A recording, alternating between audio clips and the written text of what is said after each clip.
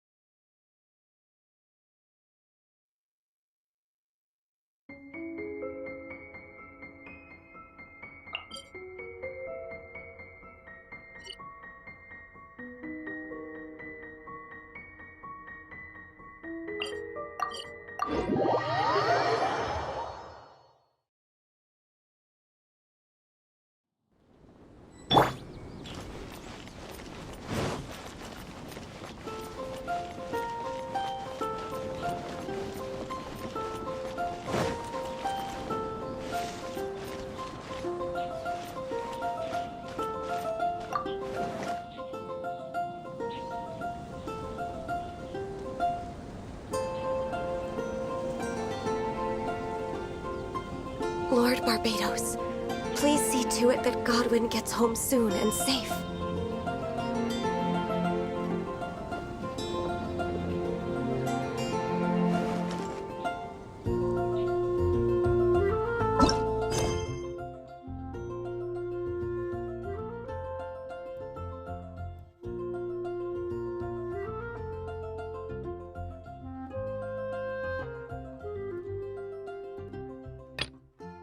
Jean will be upset if she catches us.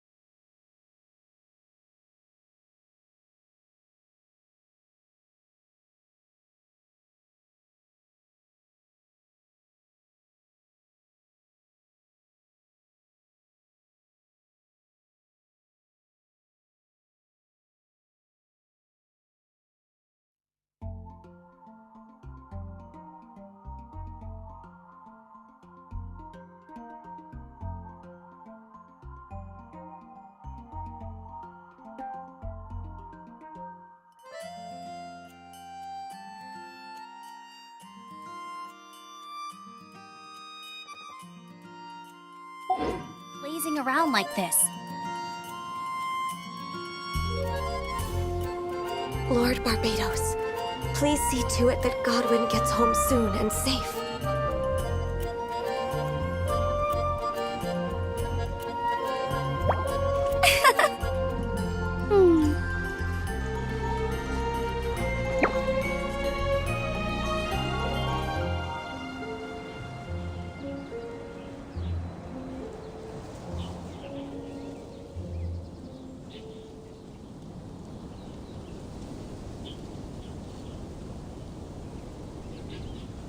Hey, there's something strange over there. See to it Come that on, Godwin let's take a gets look. home soon and safe.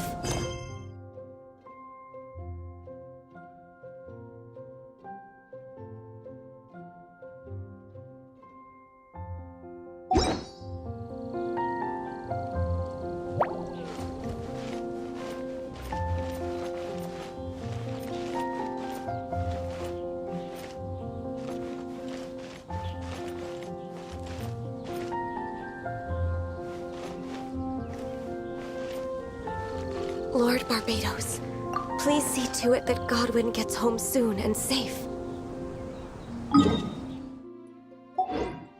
A radish veggie soup.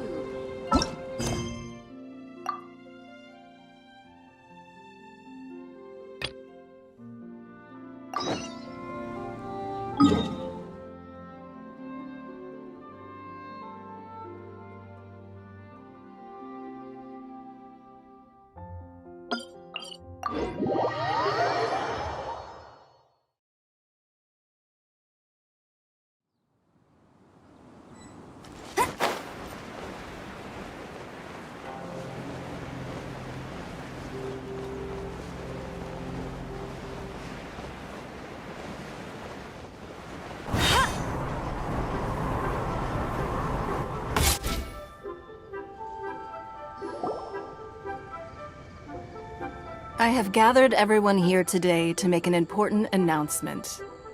Perhaps some of you will have heard the news already. I am, in fact, planning to rebuild the Jade Chamber. Rebuild the Jade Chamber? That's a huge project! So the rumors are true. No wonder the price of building materials has gone up so much lately. The Jade Chamber means a lot to Lady Ningguang. Getting involved in this would be a huge opportunity. Lady Ningguang, is there any way we can be of service? Patience.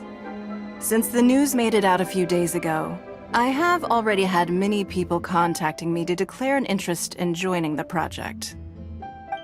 Nevertheless, I do have a few matters I should like to entrust to you here today. The building site has been chosen, and most of the materials have been assembled. 3 key items are, however, still outstanding. They are as follows: Sunset Vermilionite, Wonder Cores, and Adepti Sigils.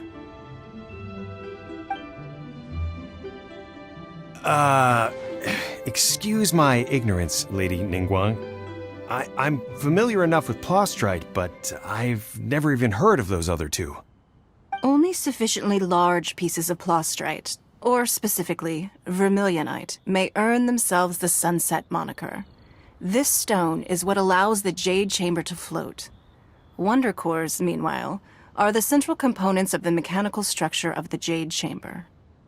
Adepti Sigils serve as a means of integrating the mechanical devices with Adepti art. They are as indispensable as the mechanical core itself. Although these 3 items are rare, I trust that with your connections and capabilities, procuring them will not be a question of if, but of when.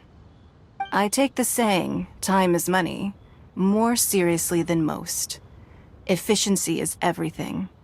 I will pay a generous price for the materials that you find, and in addition, the first 3 people who collect all the materials will have the opportunity to ask me a question. You may ask me anything, and I will give you an honest answer. I trust that this means of compensation will be to everyone's satisfaction. These things won't be easy to get hold of. But if it means a chance to get some inside information on Liyuet Harbor's development plan for next year, Then it's the deal of a lifetime. Information from Lady Ningguang is priceless. Whoever gets to it first takes the market. Haha, what a coincidence. I won't divulge too much, but I heard some murmurings about some Plostrite just the other day. So excuse me all, but, I have some business to do.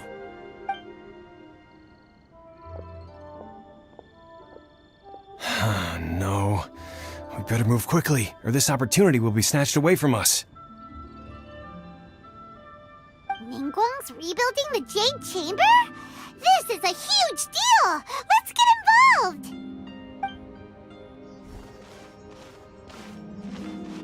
So you heard my announcement, did you?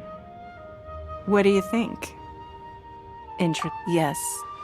Providing the question Really? Ooh, then Paimon will ask you about how to run a business! Then we'll never be short of Mora ever again. Of course. But how much information I share with you will depend on your performance.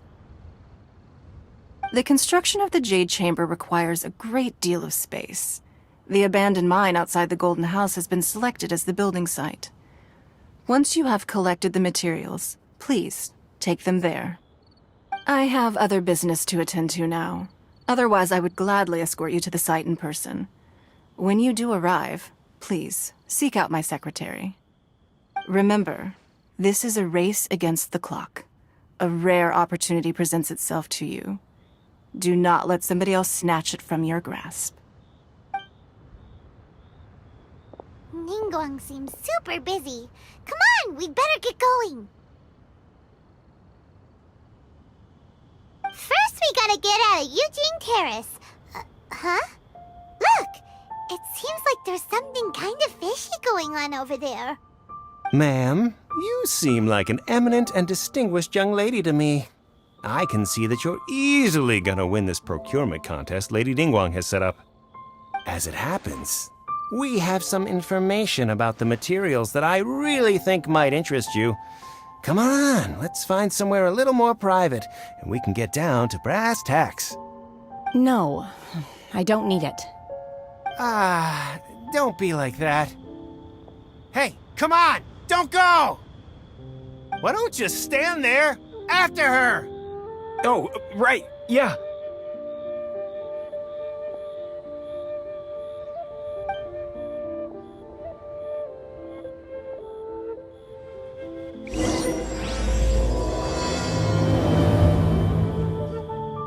Did you hear that? They said they had some useful information. Information's just what we need right now. Let's follow them and see what we can find out.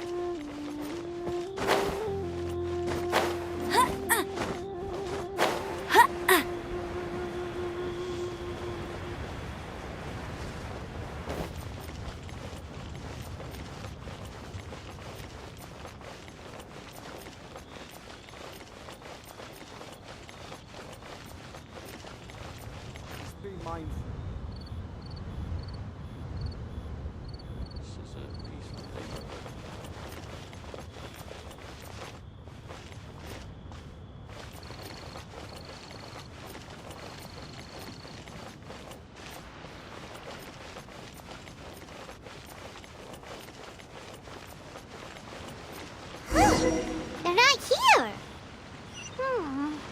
Let's keep looking.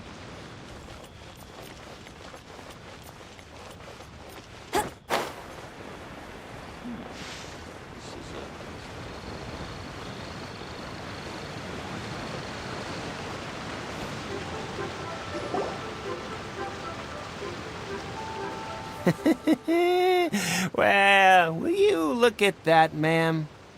Nowhere left to run. Don't worry, we're not bad guys. You give us some Mora, we give you a little info. Everybody's a winner. Boss, I got a bad feeling about this. Look at her, the white hair, the energy she gives off. I'm telling you, there's something different about her. So what? She's loaded. How are we ever going to repay those gambling debts if we just let money walk away from us, huh? I've already told you, I don't need your information. If you still can't grasp that, I'm happy to repeat it in a way that won't be so easy to forget. Come on, ma'am. You seem like an intelligent lady. I shouldn't have to spell this out to you. It's not about whether you need the info or not, okay? It's about you taking out your money and handing it over and nobody getting hurt. I won't... No more excuses! I know you have money. I saw you. Yeah, I saw you. Strolling into Leo Lee Pavilion, ordering a table full of food, and only taking a few bites. Then Shinyu Kiosk, then Wanmin Restaurant. Same story each time. You order all the signature dishes, take a few bites, then you're on your way again. How could you afford to be so wasteful if you weren't from a rich family? And since you're so rich, what's the loss to you in giving us a little spare change, huh? Master warned me not to lay a hand on anyone in Liyue Harbor. But here we are. Perhaps... yes. Let's call it fate. Boss, I'm telling you, something's not right. What are you afraid of? We're just selling information. It's not illegal. If she lays a finger on us, all the better. Oh, you again. The Millilith. What are the Millilith doing here? Did you do this? You ought to mind your own business. I swear! Silence! How dare you threaten innocent civilians? You're coming with us. No, don't be angry, sir.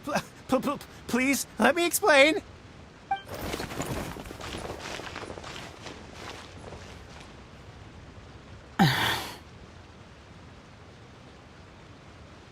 Shenhe. Shenhe? My name. Oh, so your name's Shenhe. Paimon's name is, well, Paimon. And this is Paimon's travel buddy. I've heard about you two before. Thank you for helping to defuse the situation. I could have dealt with it myself, though. I suspect smashing his head against the ground a handful of times is all it would have taken to get him to surrender. You can't do that. That's way too violent. This is Liyue Harbor.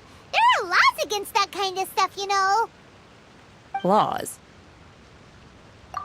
No, apparently not. Really? So how exactly have you... That would be my stomach growling. I haven't eaten enough. She's so honest. Wait, that's right. They said you went around all the restaurants ordering this and that and the other, but only took a small bite of each dish. Then of course you're still hungry. So, anything in particular you're hungry for? Chingson, glaze lily, violet grass. These are my usuals. Medicinal herbs? Kinda hard to explain. Anyway, Boo Boo Pharmacy's not far away. Let's take Shenhe there for a big medicinal meal. After all, you can't work on an empty stomach. Psst. Do you think Shenhe might be an adeptus? It seems like it's her first time in Liyue Harbor, and she doesn't seem to get how things work here. If she is an adeptus, that would explain everything. Where did... Are you here to buy some herbs? I do hope you brought your prescription. Chingson, glaze lily, and violet grass, please. Half a pound of each. What kind of prescription is this? Sounds more like a lunch order. Oh, here you go. That's everything we have in stock. Thank you. She's really eating them!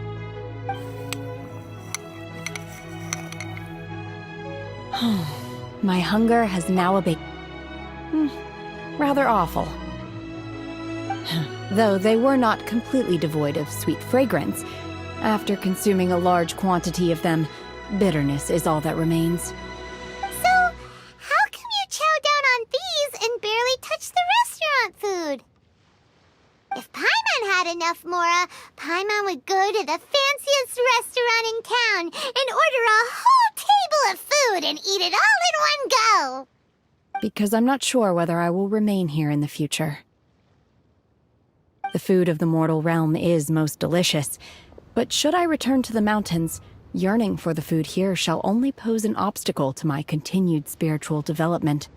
Sampling each dish in order to appreciate its taste is enough. Return to the mountains. That proves it. Paimon knew she was an Adeptus. Enough about me. What are your plans from here? Oh, right! Paimon almost forgot! We came out to take part in the Rebuild the Jade Chamber competition! And now we're probably super behind because we've been held up for so long. I see. I heard something about the contest when I was passing by. Yep! You get to ask Ningguang any question you want if you win! Were you interested in the contest too, shenhe? I came for the rebuilding of the Jade Chamber, but until this point I had no intention of joining a contest. However, you have shown me your kindness, and I would now like to lend you my assistance. Oh, don't worry. I ask for nothing in return. Wow! You really don't have to. But having an Adeptus help out will make things Then let's not delay. I have a plan. Great! Paimon bets this is gonna be the awesomest plan ever! I am not sure whether or to what extent this plan can be classified as awesome. I do, however, believe it will be highly effective. We simply need to dispose of everyone who is currently ahead of us. Then, we alone shall become the victors. Veto! That is not acceptable! Not by a long shot! Really? But I hear that competition is in essence about conflict and one-upmanship. Look, we want to win this competition fair and square, okay? Sunset Vermilionite, Wonder Cores, and Adepti Sigils. Let's start at the top of the list and work down. So, for Plostrite... I was wondering who I could hear arguing over there. So, it's you. Baishu? What are you doing out here? Lady Ningguang wishes to purchase a large batch of wound dressing. We're running low at the store, so I came out to fetch the ingredients personally. Huh? How come Lady Ningguang needs so much wound dressing all of a sudden? I'm not too sure.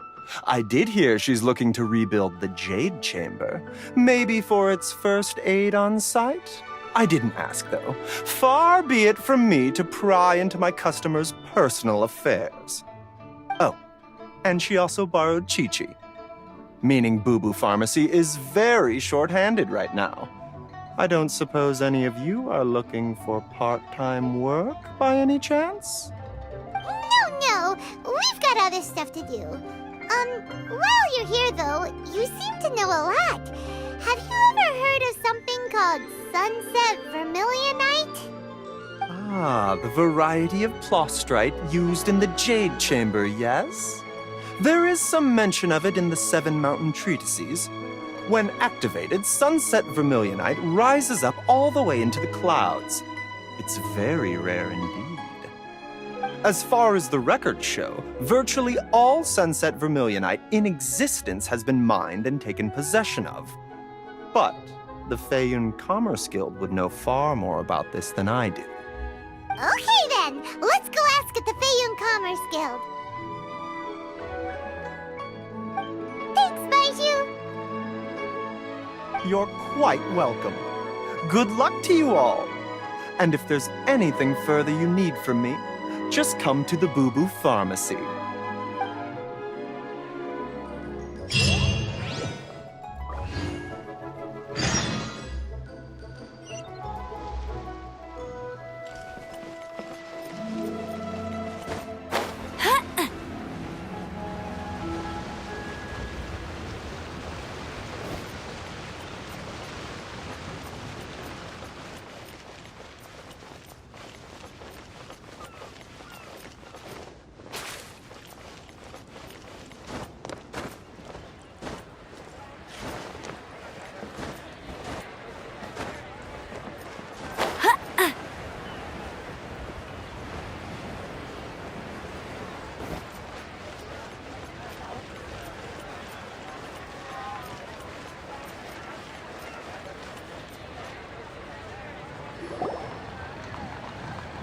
Master Xingqiu.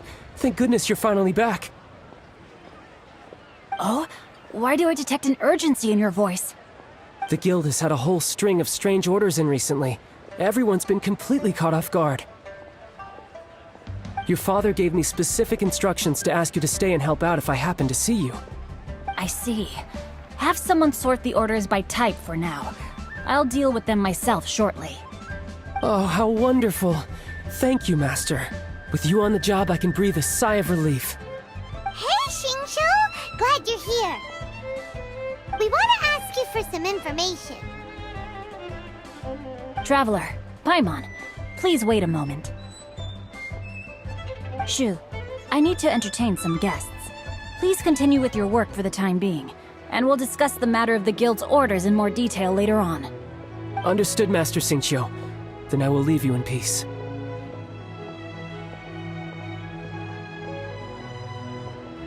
I wasn't counting on finding you here today. What's going on? And how, pray tell, may I be of service? Xingqiu, have you ever heard of Sunset Vermilionite? Oh, I see. So you've entered Lady Ningguang's contest as well. As well? Do you mean... The truth is, the Feiyun Commerce Guild is in possession of some Sunset Vermilionite, but only one piece. We are holding it on behalf of someone who has asked us to put it up for auction, and a lot of interested parties have already come to us inquiring about the price. At the end of the day, it all comes down to supply and demand. In this case, I'm guessing the final transaction price may be in excess of 500 million mora. 500 million?! Honestly, I would recommend that you don't bother bidding on this one. The price is greatly inflated, and it's just not worth it. But without any Sunset Vermilionite... Don't panic.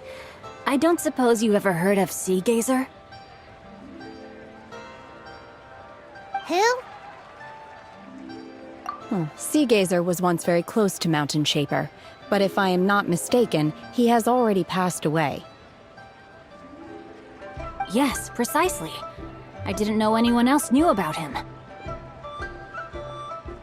According to records of drifting clouds, Sea Gazer once built an abode to store his rarest and most exquisite treasures, among which was some Sunset Vermilionite.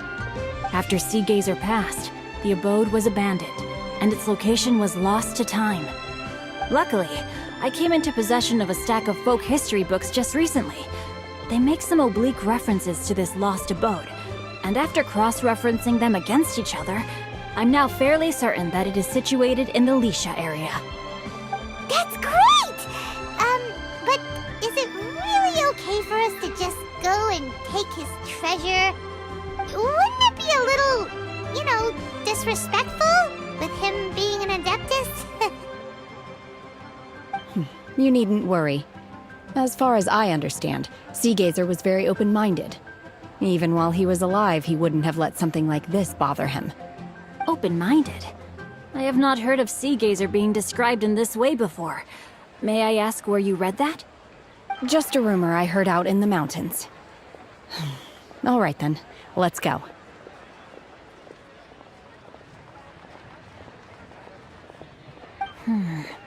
There's something about this young lady that reminds me of a good friend of mine. Oh, I almost forgot. Adepti abodes tend to have very ingenious designs, especially when it comes to their defense mechanisms. Plus, it's likely to be crawling with monsters after being abandoned for so long. So please, be very careful. Okay, we will be. Thanks, Xingqiu.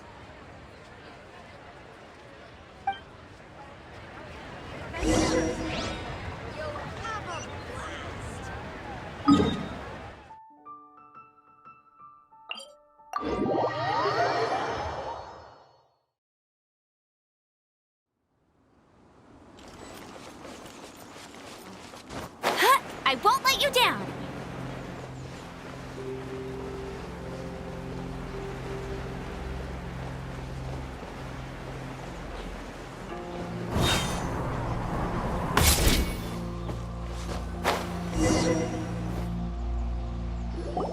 Let's see. Xingqiu said it should be around here, but Paimon anything.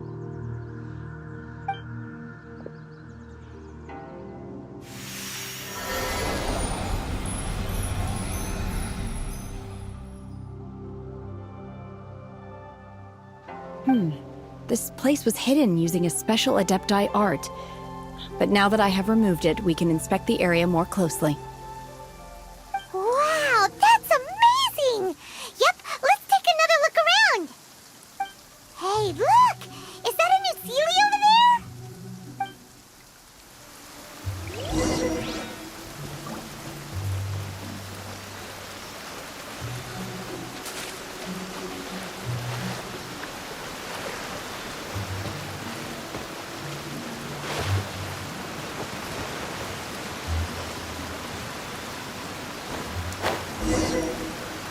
The Sealy got to here and then disappeared.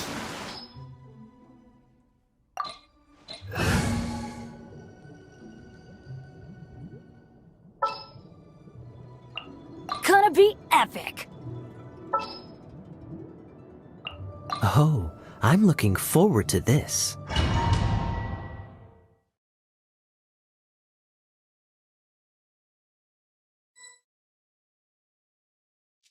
What? Weren't we at a waterfall just now? How did we suddenly end up here? Oh, so many clouds.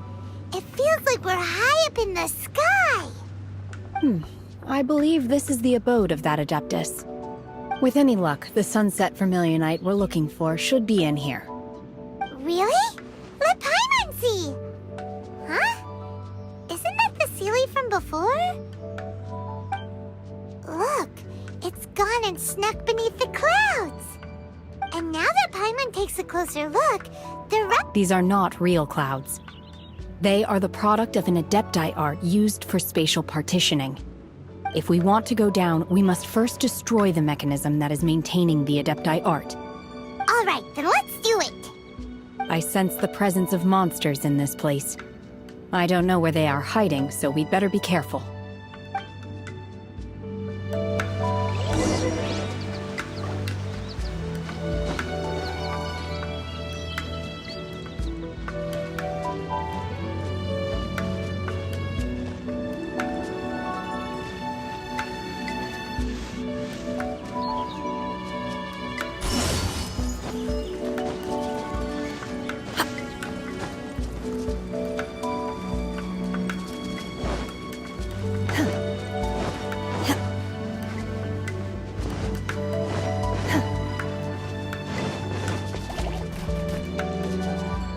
Manifest! Unleash!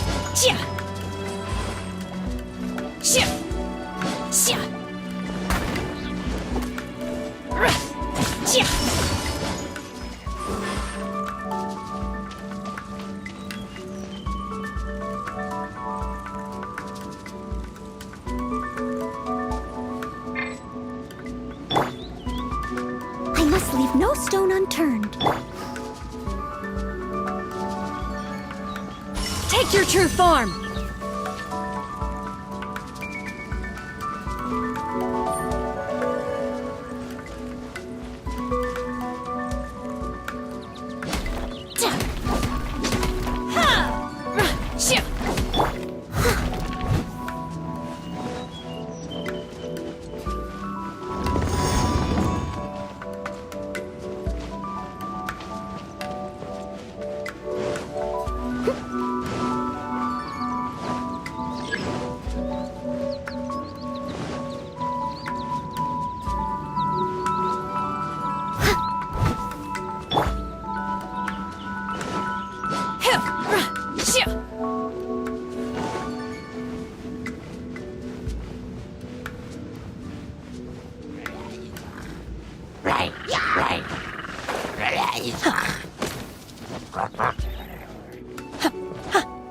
Manifest!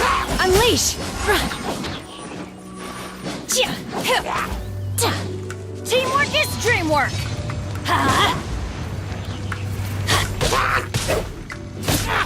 Let's light it up! Manifest!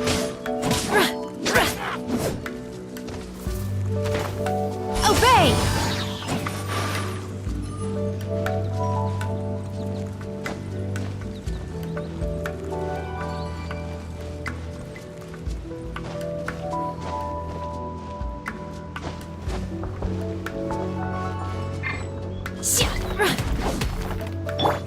Leave it all to me.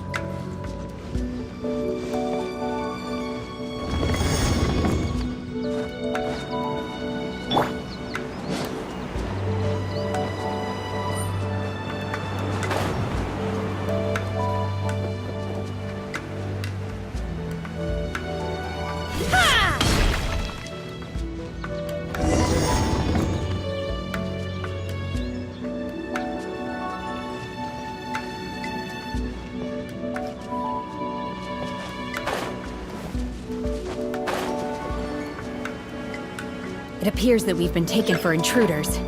This time, why not allow me to take care of this?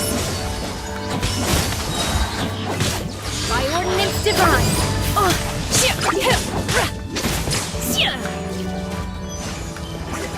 Manifest! In your dreams!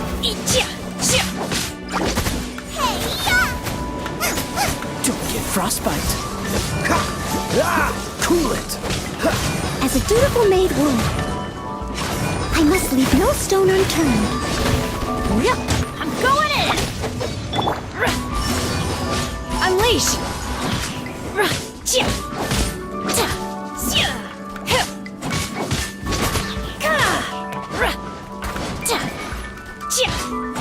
The core of the mechanism is exposed. Now's our chance.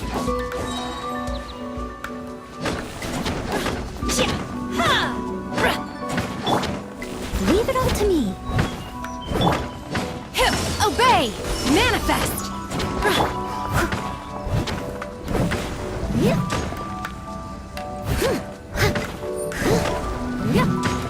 Do your master's bidding! Obey!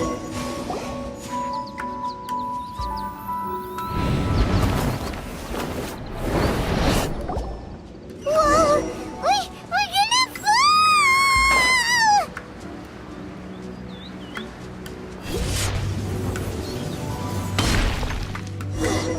Is everyone okay? Look! The ceiling disappeared beneath the clouds again! It looks like we need to go further down. But before that, let's destroy the guard mechanisms on this level first. Manifest!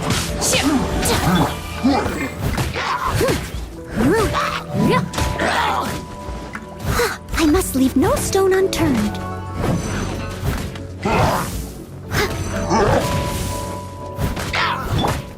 Obey! Manifest! You will regret this!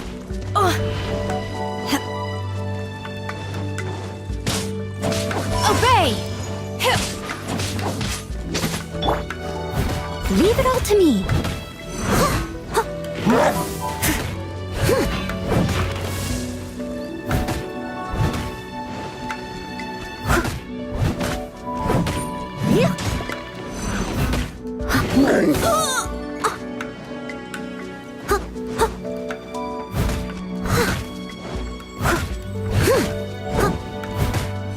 Steady as stone.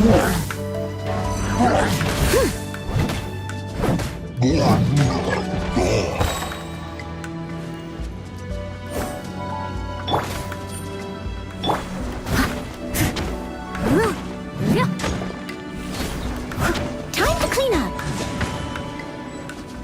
Cryo incarnate! Manifest! Oh, so sorry. Dodge this. Everybody stand back!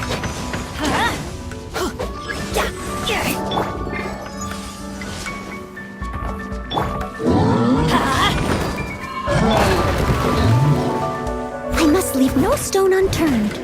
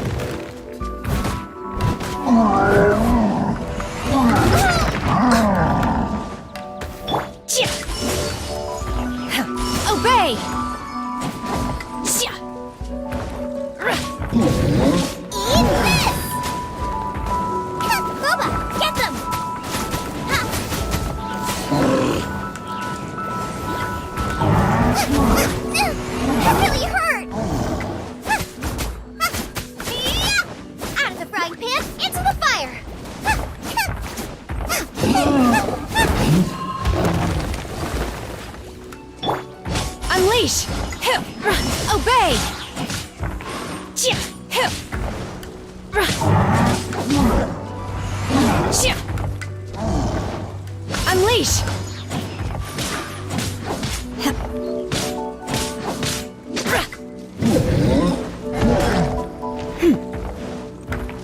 Obey! Do your master's bidding!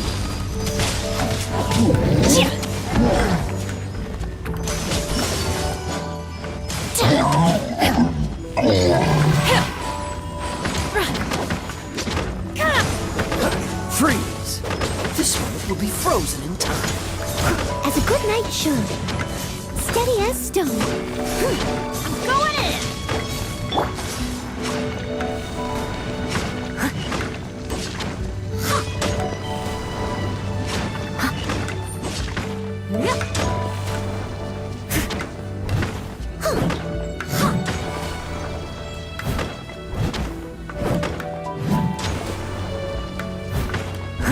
Leave it all to me.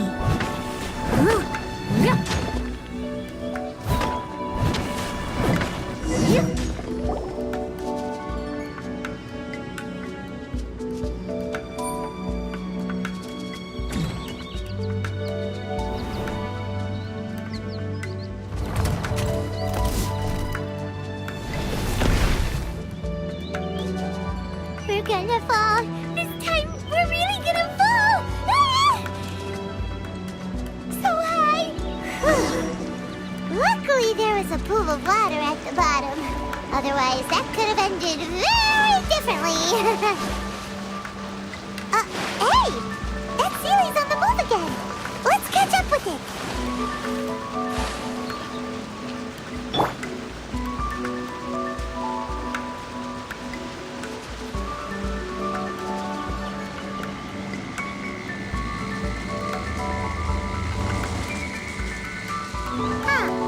Something looks different about this stone wall.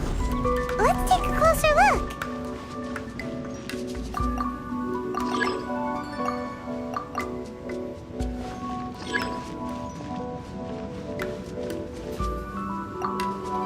Manifest!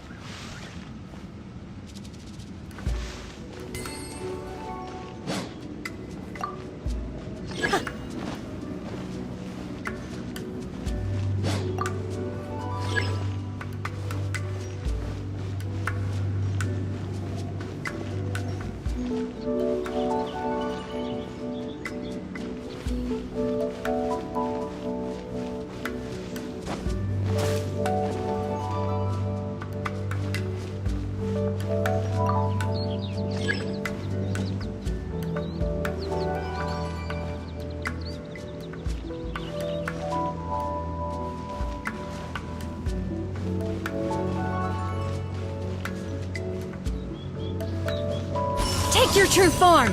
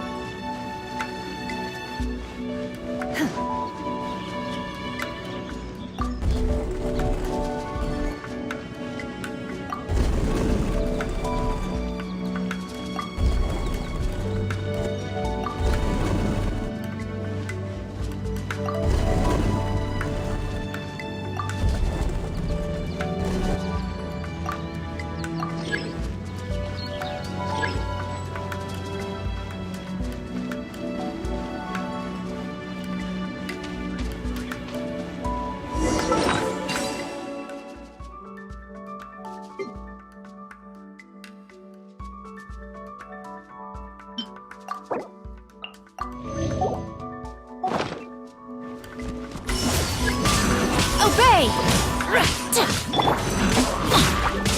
Huh? Why do they never miss? Cool it!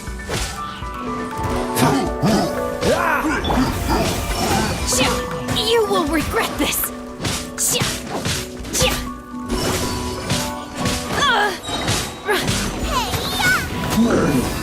Cryo incarnate in your dreams! Manifest!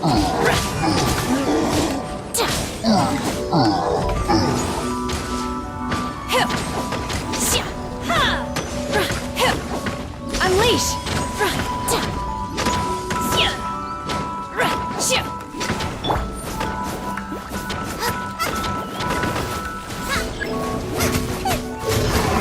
Oh, so sorry. Teamwork is dreamwork! Manifest! Obey!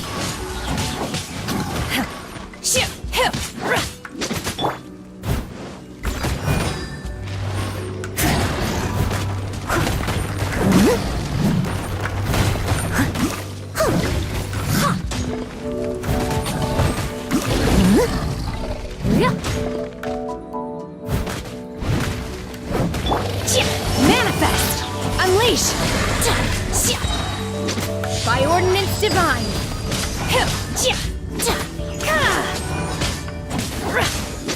Obey!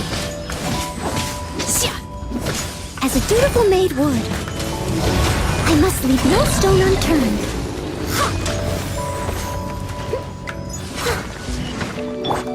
Manifest!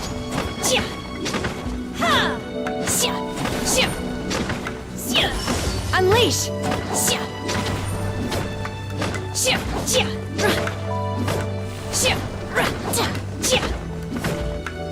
Obey!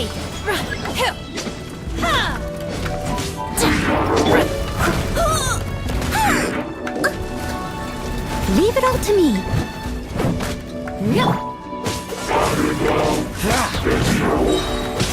Frostbite. Don't push your luck. What's the hurry? Dodge this.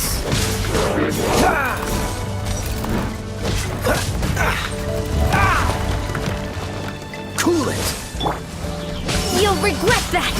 Manifest!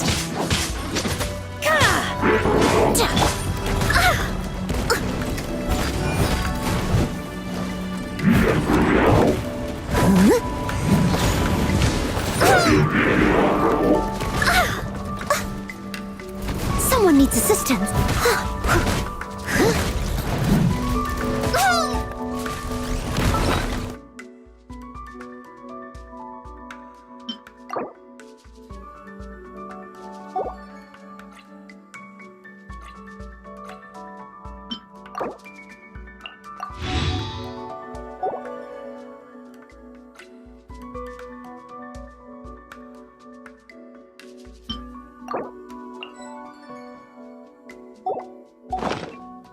They still need me.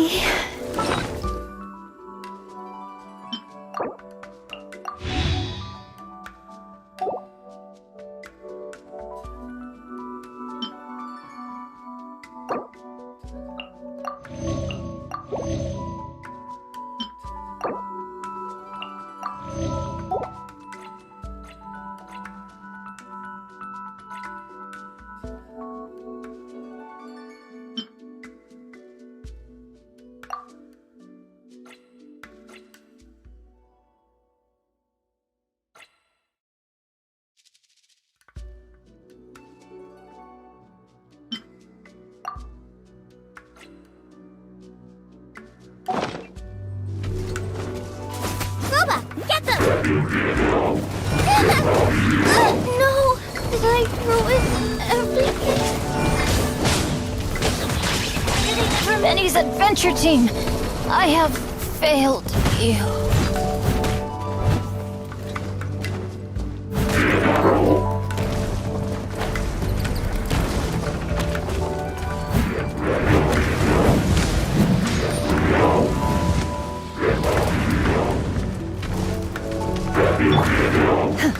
Obey!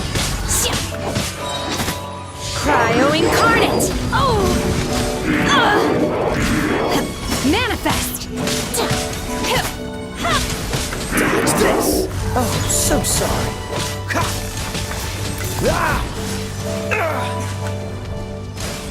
Freeze!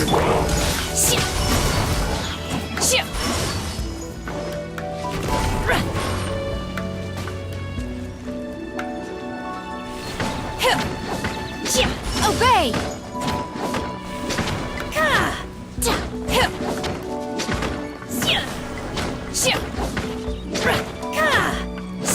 Unleash!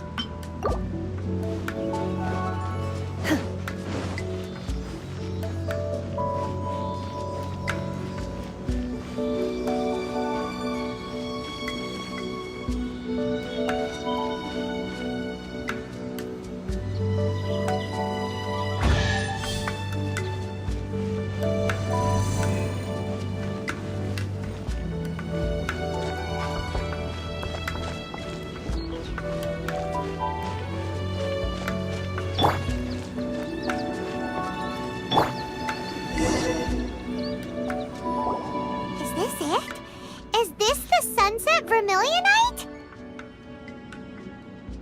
It's so huge! That's true, but then again, why isn't it floating? Plaustrite doesn't float until it's activated. It may look different from most ordinary stones, but it weighs around the same amount.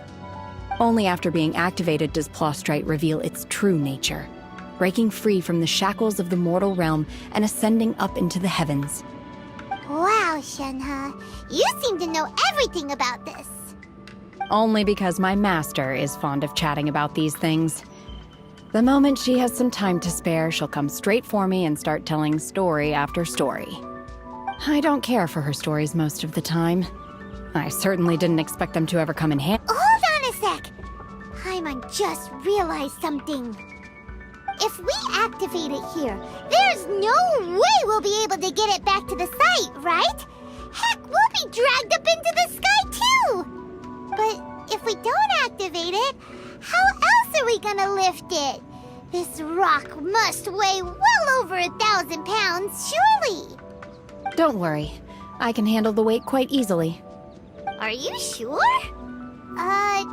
Be careful. Please don't worry. I'm well aware that a Plaustrite sample this large must be my safety. That's right! Paimon's sure you can handle it and everything, but if something this heavy lands on you, you're gonna get yourself hurt, no matter who you are. You gotta be extra careful when lifting heavy objects. It's just common sense. Is it now? Well then, thank you. I'll go on ahead with the Plaustrite. Let's meet at the building site later. How is Shenhe able to carry that huge rock all by herself? Adepti super strength much? We can't slow down yet. Let's go meet her at the building site.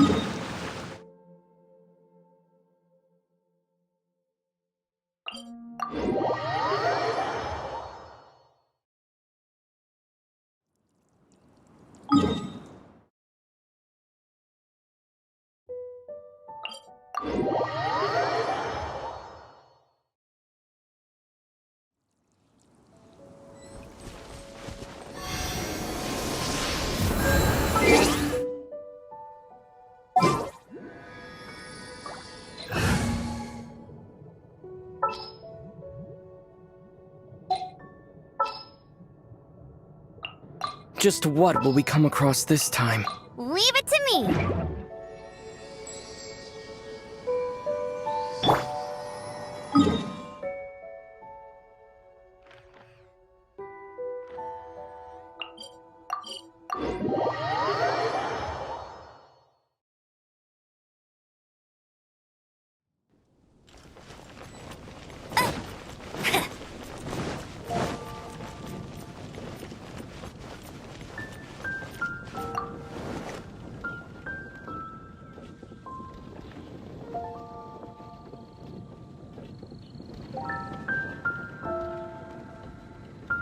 Lord Barbados, please see to it that Godwin gets home soon and safe.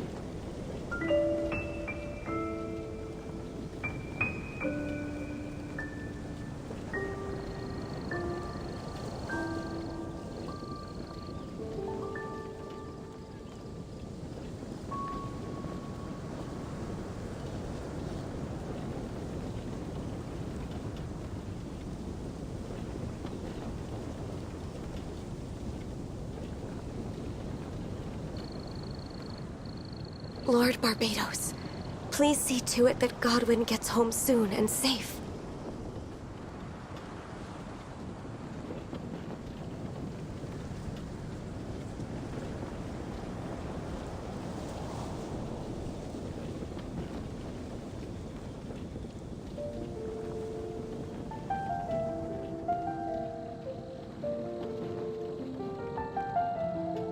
Lord Barbados, please see to it that Godwin gets home soon and safe.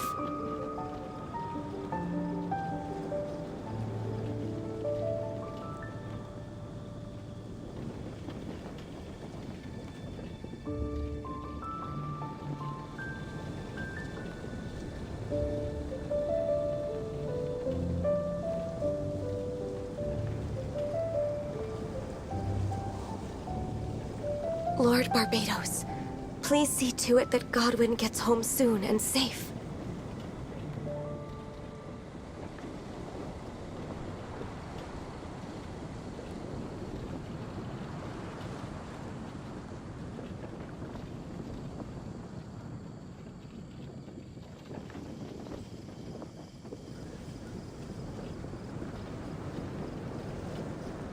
Lord Barbados, please see to it that Godwin gets home soon and safe.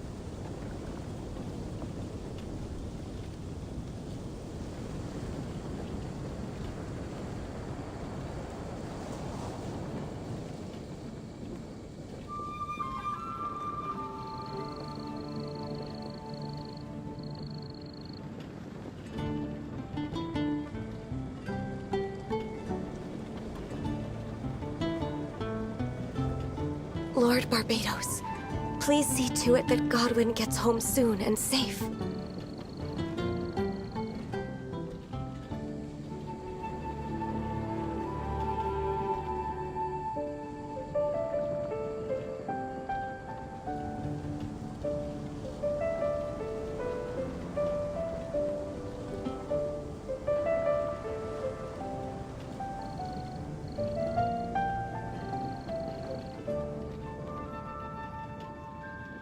Lord Barbados, please see to it that Godwin gets home soon and safe.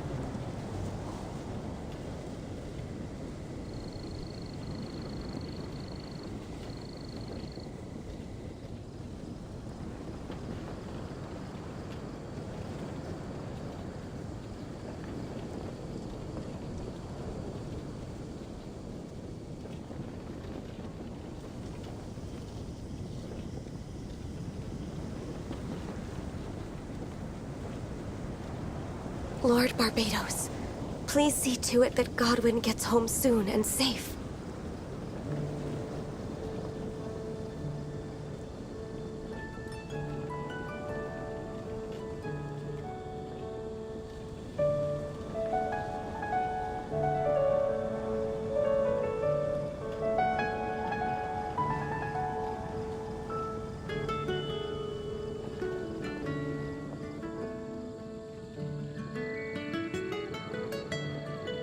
Lord Barbados, please see to it that Godwin gets home soon and safe.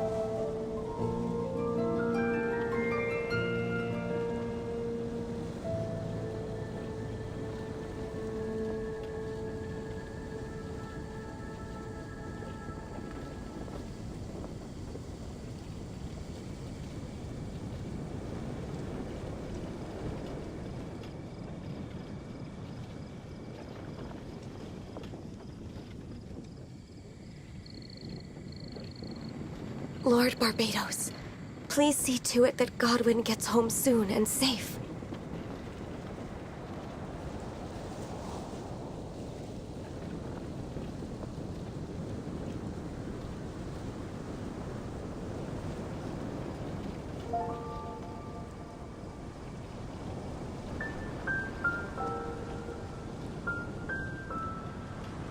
Lord Barbados, please see to it that Godwin gets home soon and safe.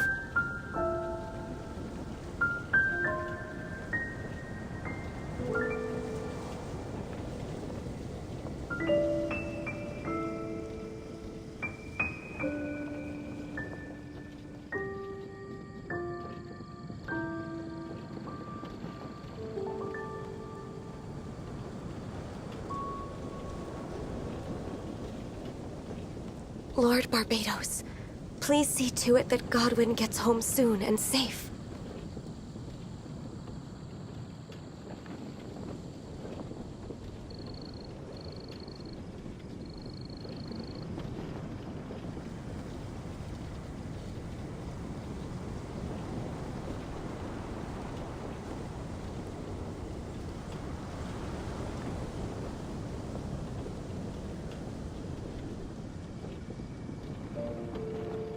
Lord Barbados, please see to it that Godwin gets home soon and safe.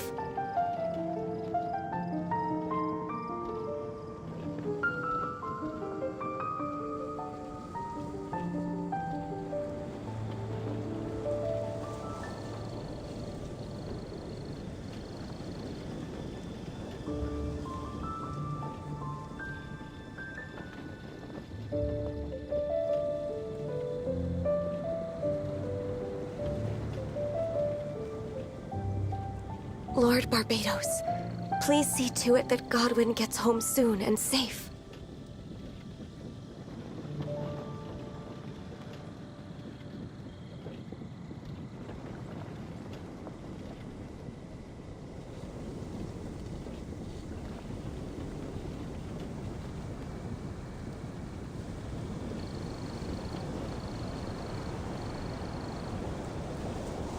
Lord Barbados, please see to it that Godwin gets home soon and safe.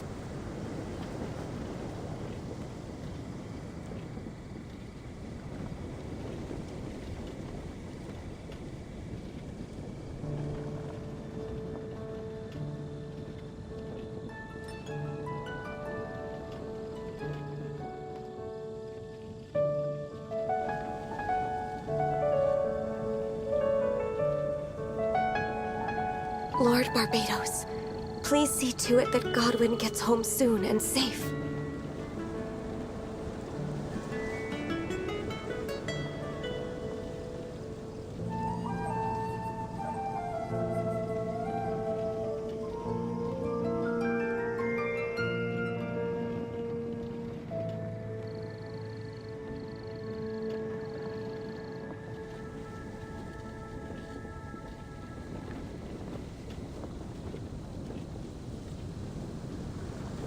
Lord Barbados, please see to it that Godwin gets home soon and safe.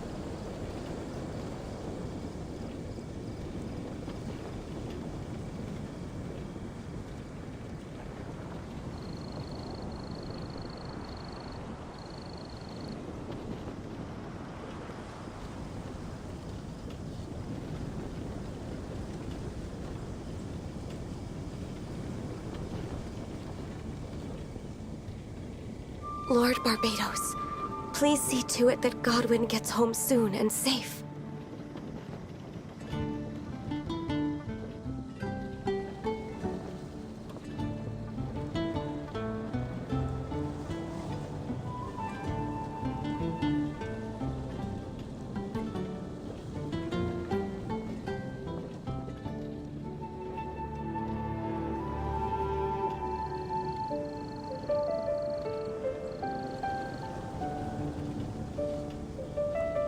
Lord Barbados, please see to it that Godwin gets home soon and safe.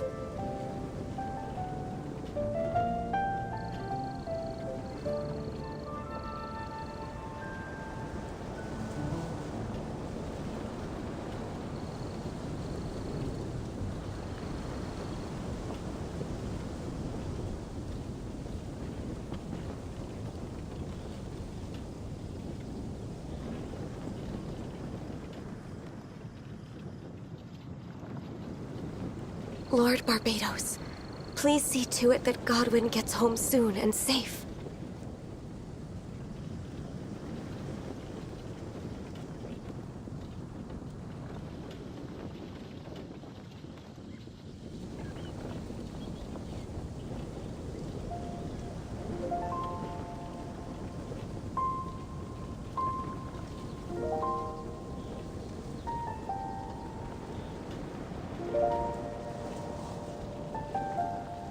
Lord Barbados, please see to it that Godwin gets home soon and safe.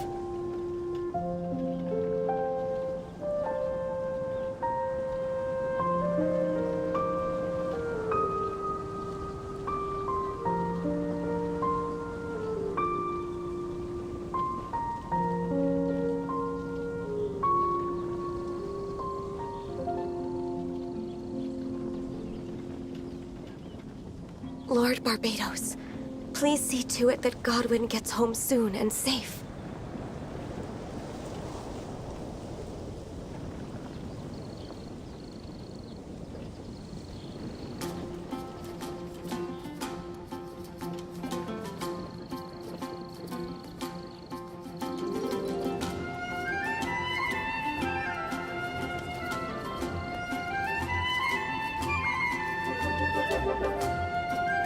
Lord Barbados, please see to it that Godwin gets home soon and safe.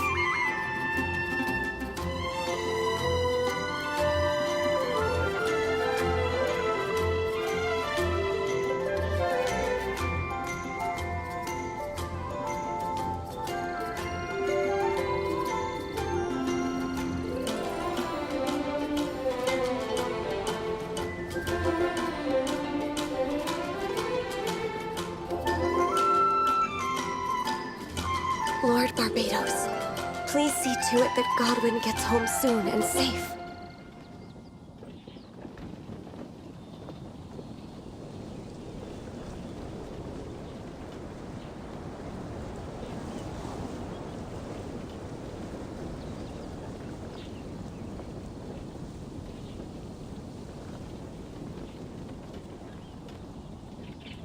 Lord Barbados, please see to it that Godwin gets home soon and safe.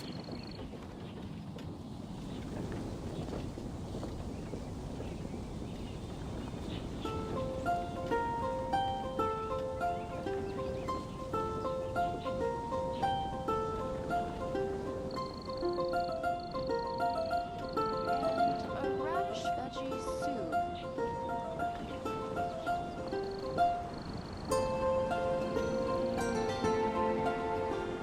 Lord Barbados, please see to it that Godwin gets home soon and safe.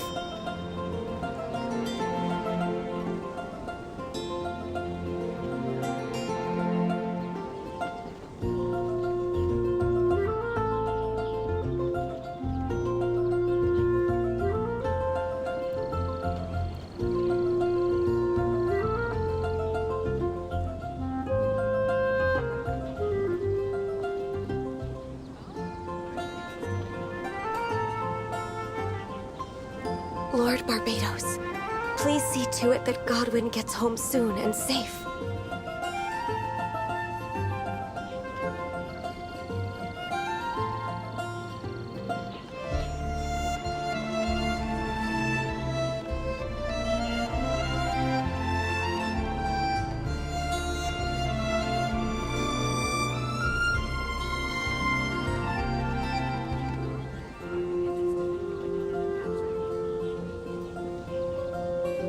Lord Barbados, please see to it that Godwin gets home soon and safe.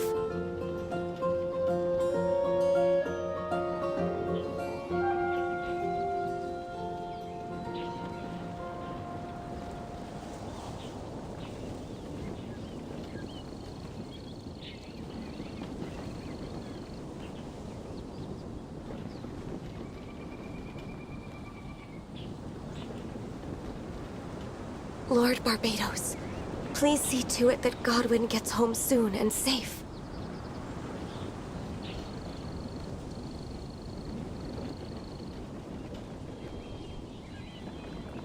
And a radish veggie soup.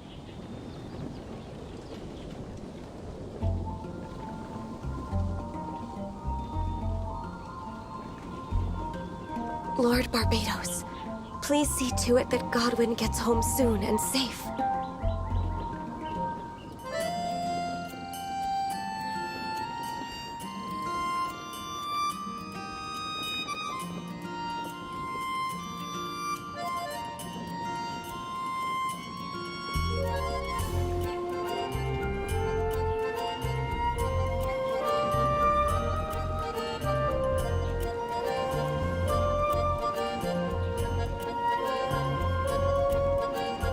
Lord Barbados, please see to it that Godwin gets home soon and safe.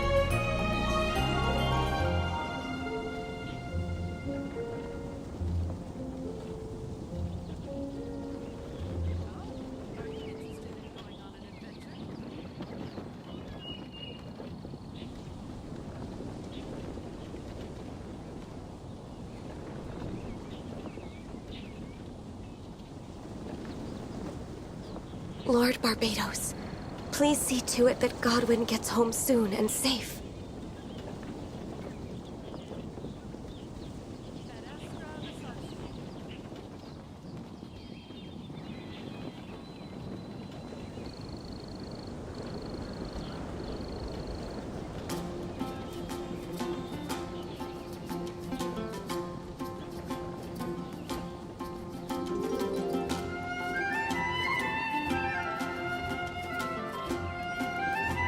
Lord Barbados, please see to it that Godwin gets home soon and safe.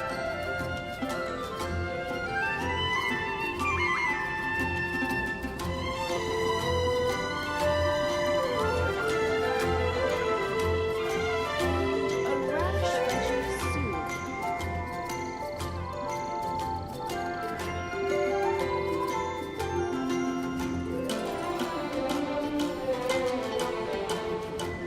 Lord Barbados, please see to it that Godwin gets home soon and safe.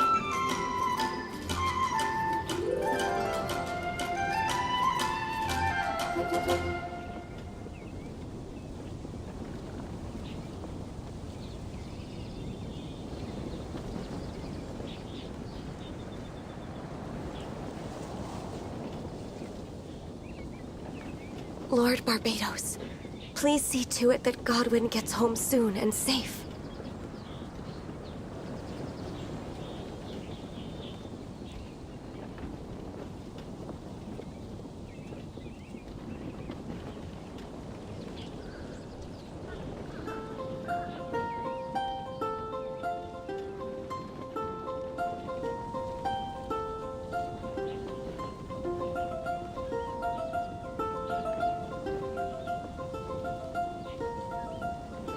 Lord Barbados, please see to it that Godwin gets home soon and safe.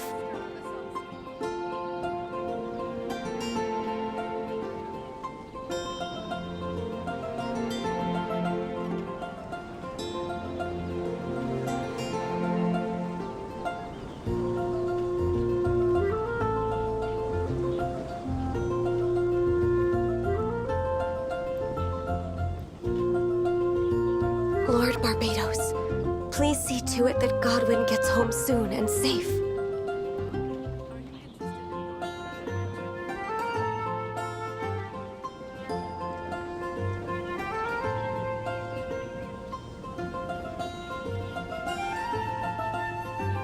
And a radish veggie soup.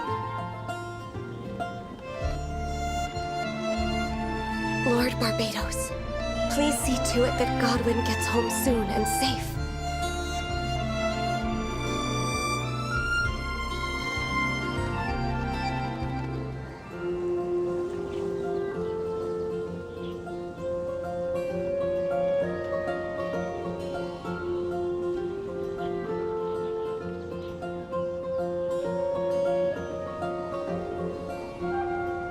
Lord Barbados, Please see to it that Godwin gets home soon and safe.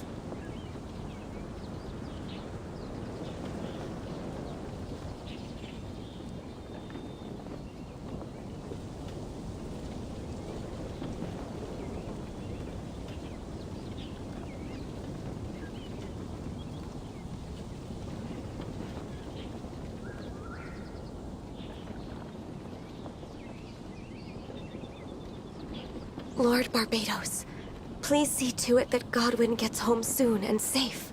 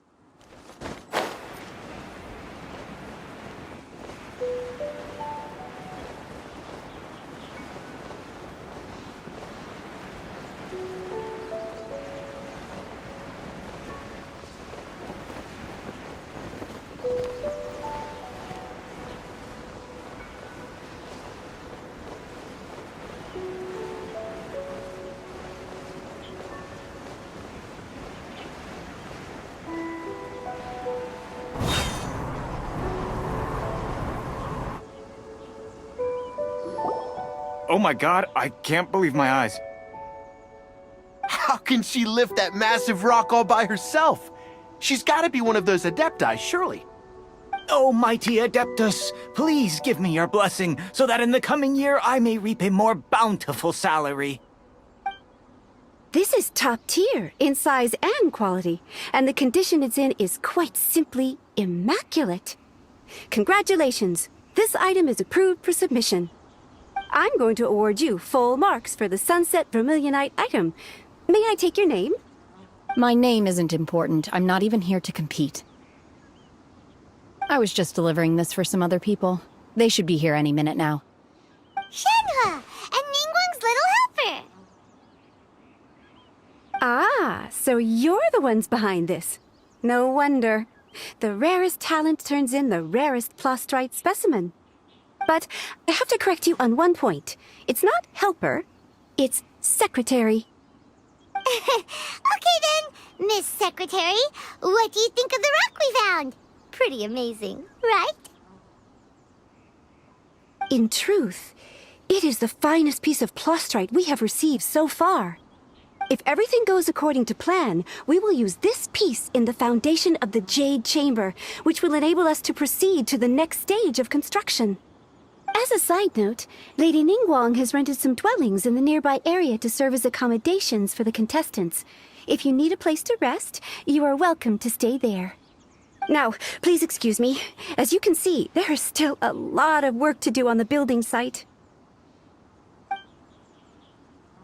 Shenhe, Shenhe! Just now on the way over, pretty much everyone was singing your praises! Oh, really? What kind of reaction is that? So strange. Aren't you happy about it?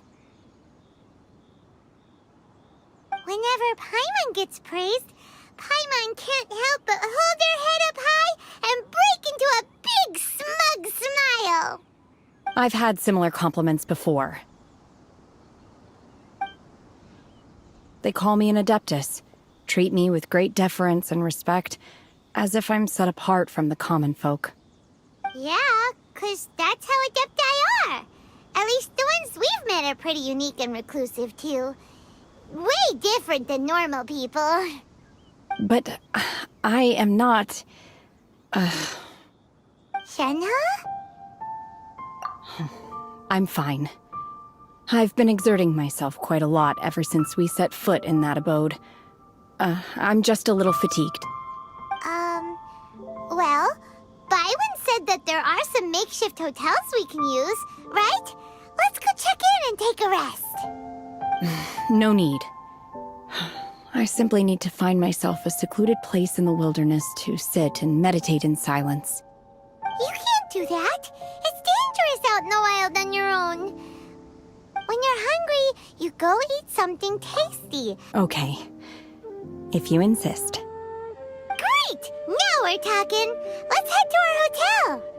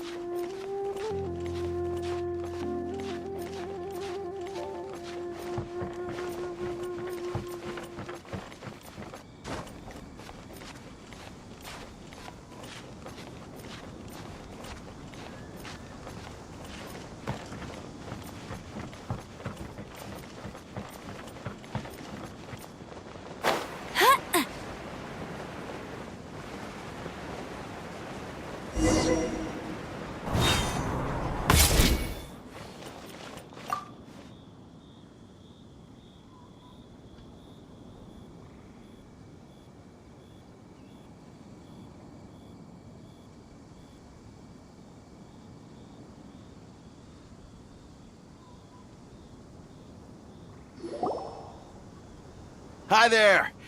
Checking in, are we? You're just in time. We only have 2 rooms left. Since this was chosen as the building site for the new Jade Chamber, we've had a constant stream of people in this area. And not just workers either. Visitors, business people, tea sellers, all sorts. So, business is booming for me today. Very few vacancies. You're lucky you got here when you did. Great! One of your rooms is still being cleaned. I guess it should be ready within the hour. The other room is just through the door on the left. Here are your keys. All right. Hope you enjoy your stay. Please excuse me, I'll leave you to it. Shenhe, you should go get some rest. We'll hang around outside until the other room's ready. Paimon's gonna go see if there's anything good to eat around here. Paimon couldn't help but notice one of the guests walk in with a huge grilled chicken drumstick before. Let's buy one for Shenhe too. She can have it as a midnight snack, or save it for breakfast tomorrow. All right. I will head to my room for now. If you need anything, don't hesitate to disturb me. See you tomorrow.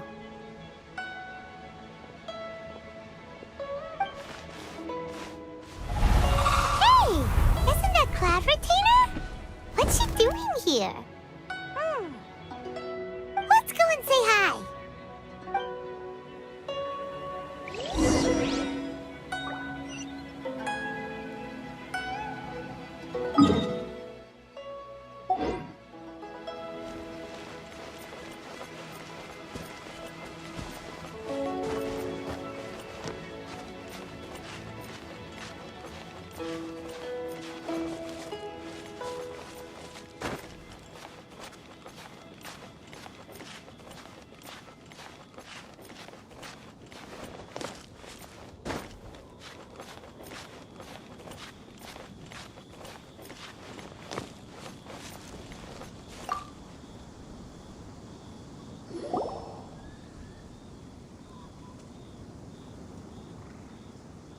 One trusts you have met Shenhe.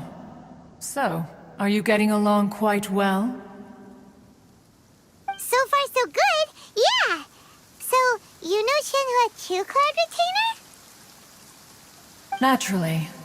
Save for Ganyu, who spends the majority of her time in Liyue Harbor. All the Adepti living today are acquainted with Shenhe to some degree. Cool! So, what's her Adeptus name anyway? Calling her Shenhe feels kind of friendly, but also kind of disrespectful. So Paimon's thinking maybe it'd be better if we called her by her Adeptus name instead. Her Adeptus name? Why, pray tell, would Shenhe have an Adeptus name? Don't all Adepti have a special title they go by? On this latter point, you are correct. However, Shenhe is human. Oh, right. What? You knew already? So is Paimon the only one who didn't know? Do you mean to say that she presents differently from ordinary human beings? Well, to start with, her problem-solving methods are extremely direct. Ah, yes. She was like this all those years ago when one first met her. In this respect, she has not changed. One first found Shenhe by chance in a cave. One was passing by and sensed the presence of a god's remains. Being of an ever-vigilant disposition, one entered immediately to inspect the scene. Inside was Shenhe, then aged around 6 years old. In her hand, she held a dagger with which she was confronting a monster that was the god's remains incarnate. That sounds so dangerous. When one arrived, she had already been locked in confrontation with this monster for several days. Most mortal children are fragile, both physically and mentally, and are highly reliant on their parents for survival, but not so her. That she was able to endure such terrible danger was due not only to her strong willpower, but also to the bloodlust and homicidal instinct with which she was born. One dealt with the monster, yet she still refused to lower her guard.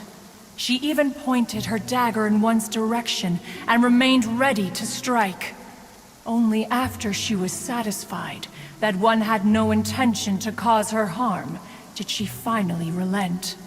She then passed out without uttering a single word. In other words, if you hadn't passed by that day, Shenhe might have... Not necessarily. Upon one's arrival, one could sense that the god's wrath was gradually receding. Even had the stalemate continued, one suspects that Shenhe may have still emerged the victor of the confrontation. That's still so dangerous, though. Why was a tiny little kid battling against the wrath of a god in the first place? Alas, the mortal world is rife with suffering of every kind.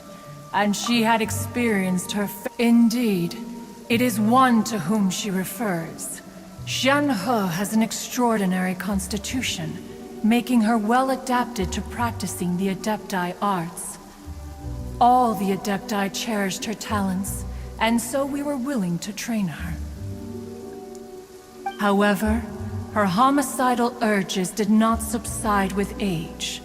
Rather, they grew stronger day by day.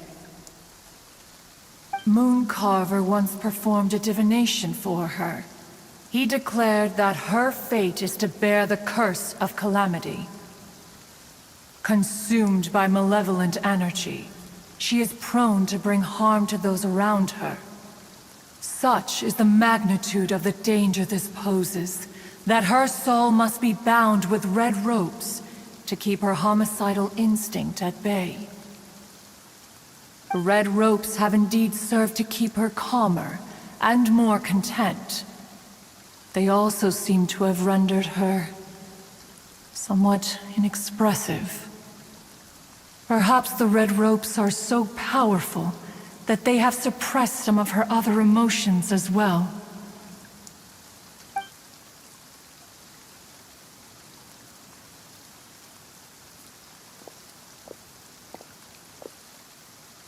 It is only by fate that people's paths may cross.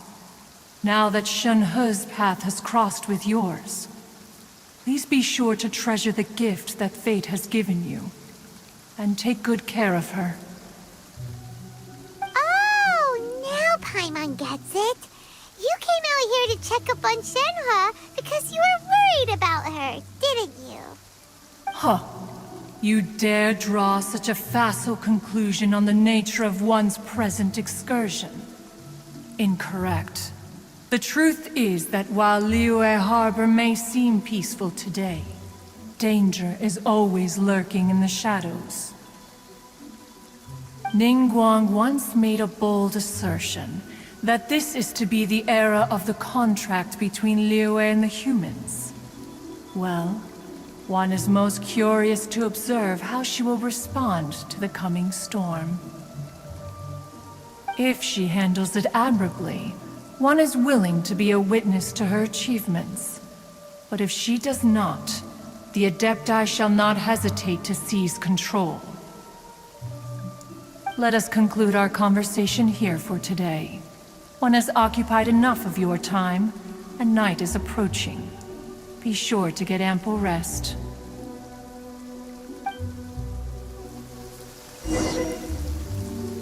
So, Shenhe isn't an Adeptus after all!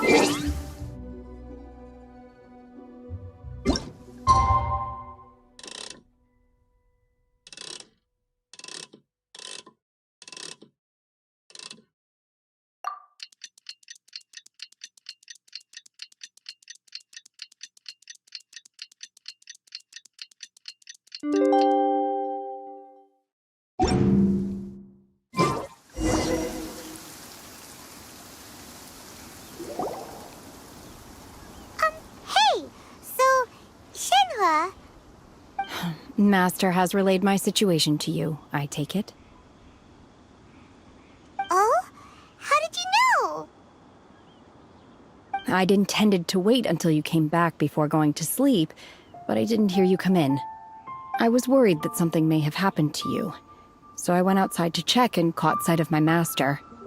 On top of this, you have been acting very strangely around me this morning, causing me to suspect that my master must have told you everything about me. After all, Master is... very talkative. Sorry, Shenhe. Paimon had you down as an Adeptus this whole time, but it turns out Paimon was wrong. It's okay. I don't mind. The fault is mine for not explaining everything to you sooner, because in my experience, trying to explain is a futile pursuit. Still, though you mistook me for an Adeptus, you never treated me as distant and unapproachable. Instead, you treated me as you would a friend. For this, I am very grateful indeed. To be fair, we've met our fair share of real Adepti, too. Anyway, now it's settled. From now on, you're our friend. Whether you're an Adeptus or a human isn't the important thing. First and foremost, we're just plain old friends. Got it. Although I don't know quite what it entails in terms of what I have to do, I must say I like the title friend very much indeed. Great!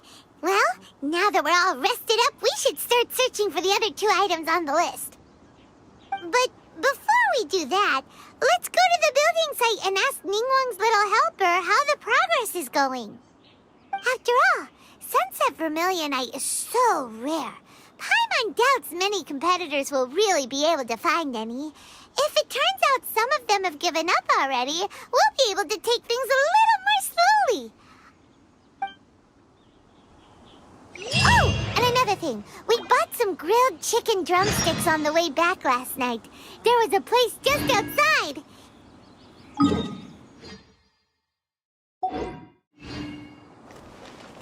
Here's one for you, Shenhe. Try it! They're so good. I concur. It has a rich flavor, far more agreeable than those I've cooked for myself in the wilderness in the past.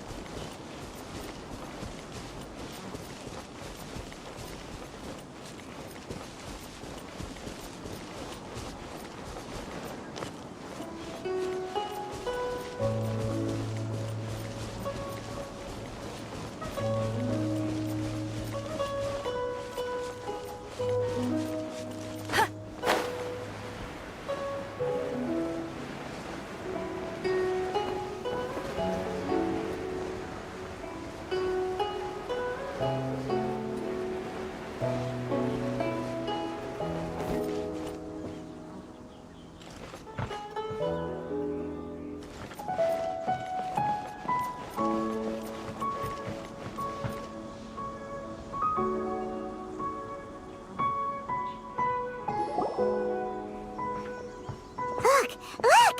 The Jade Chamber is floating into the sky! But it seems to be tied down by something. That's because it's not finished. Hey, Bywin! And hey, Beto! And hey! Person Paimon doesn't know? Given the enormous scale of the Jade Chamber, we split the construction work into 2 phases to make sure the structure remains balanced. Before we find some suitable plastrite, we build the Jade Chamber's keel at ground level.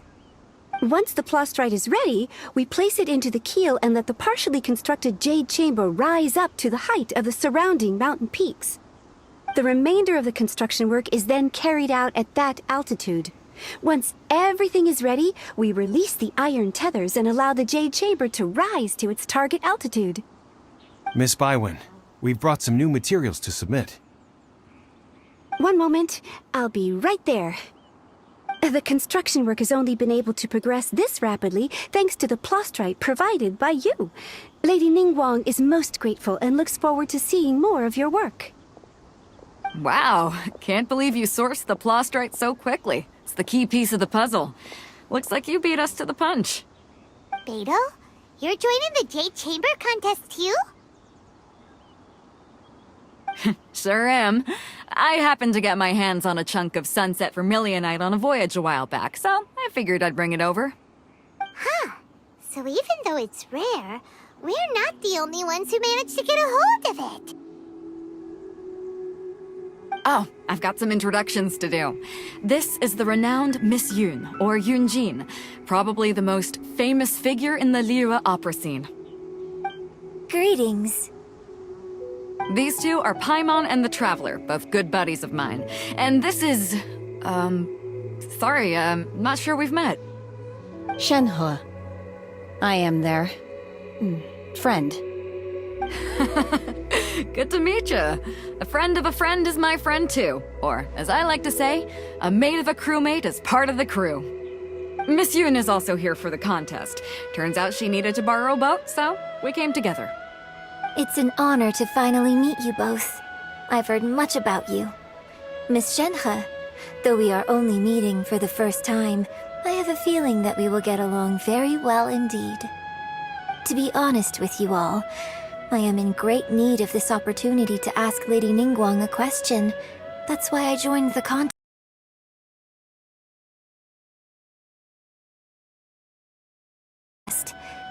Thanks to my father's connections, I was able to acquire a specimen of the plastrite required.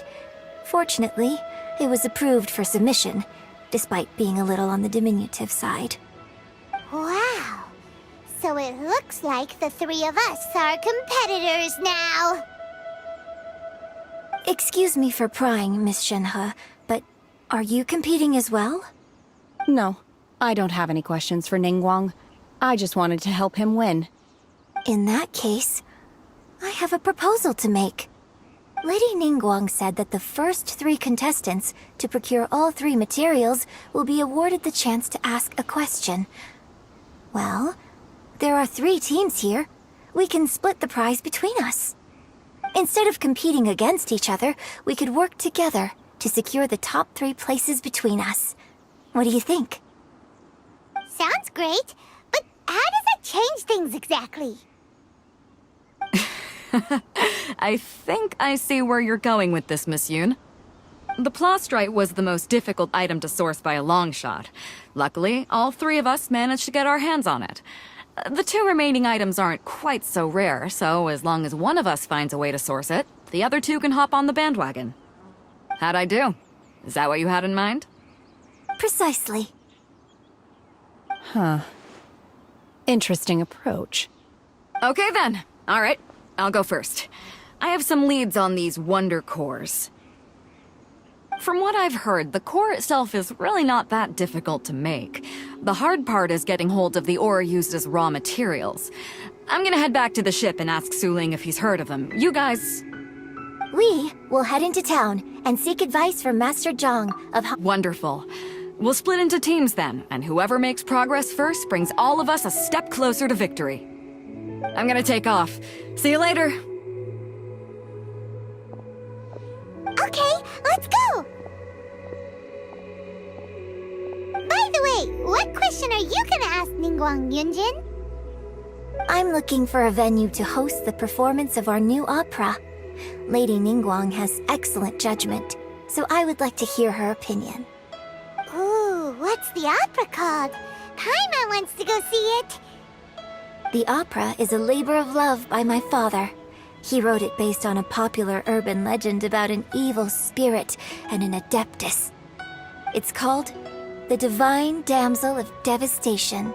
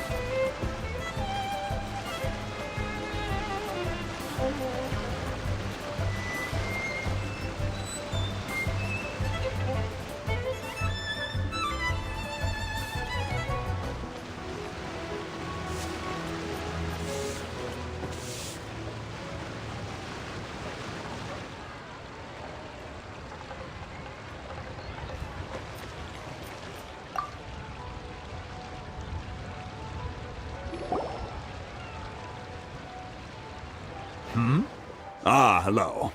Are you here for something off the shelf, or do you need something forged? Excuse me, Master Zhang.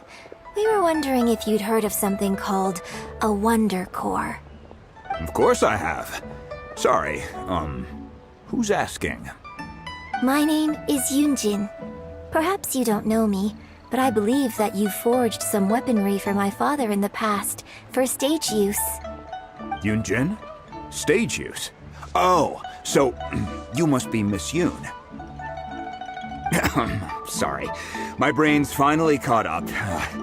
It's not used to doing much beyond bashing a hammer all day.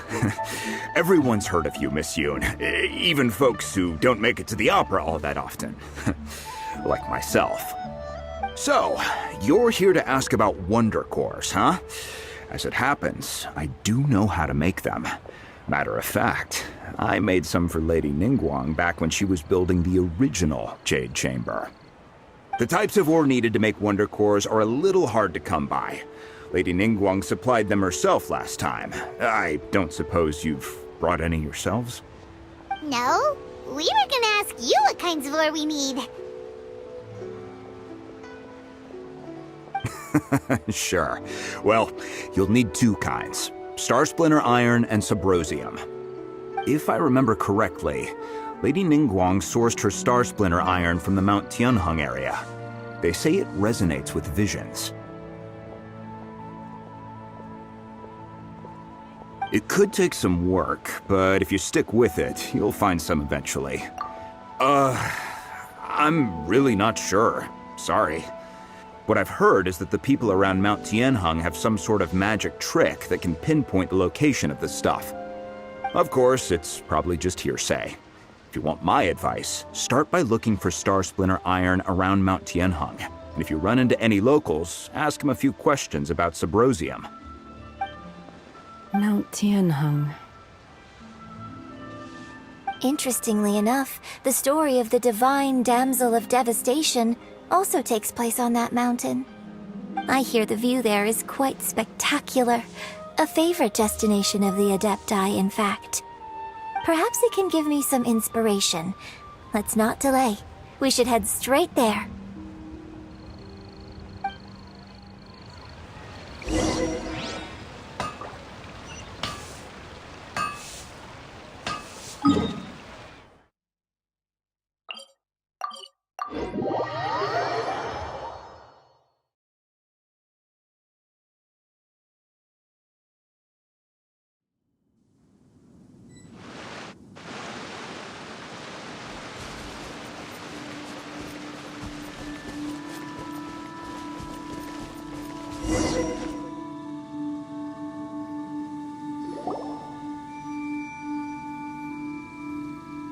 I came to Mount Tianeng once with my father as a child. I remember it being such a long climb that I could barely feel my legs by the time we reached the top. Oh, this is quite a trip down memory lane for me. Look at these majestic, towering peaks and the gently flowing streams. It's like setting foot in paradise. No wonder the legend of the divine damsel of devastation is said to have taken place here. Adepti wander oft where mortals seldom stride. Indeed, this looks like a place that one might expect to be frequented by Adepti.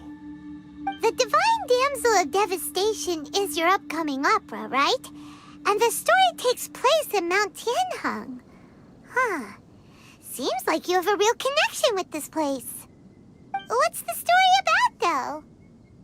It's the story of a girl becoming a hero. Cool. A hero story? They're Paimon's favorite! The legend first arose in this area. It is said that there used to be a prosperous village on the mountain.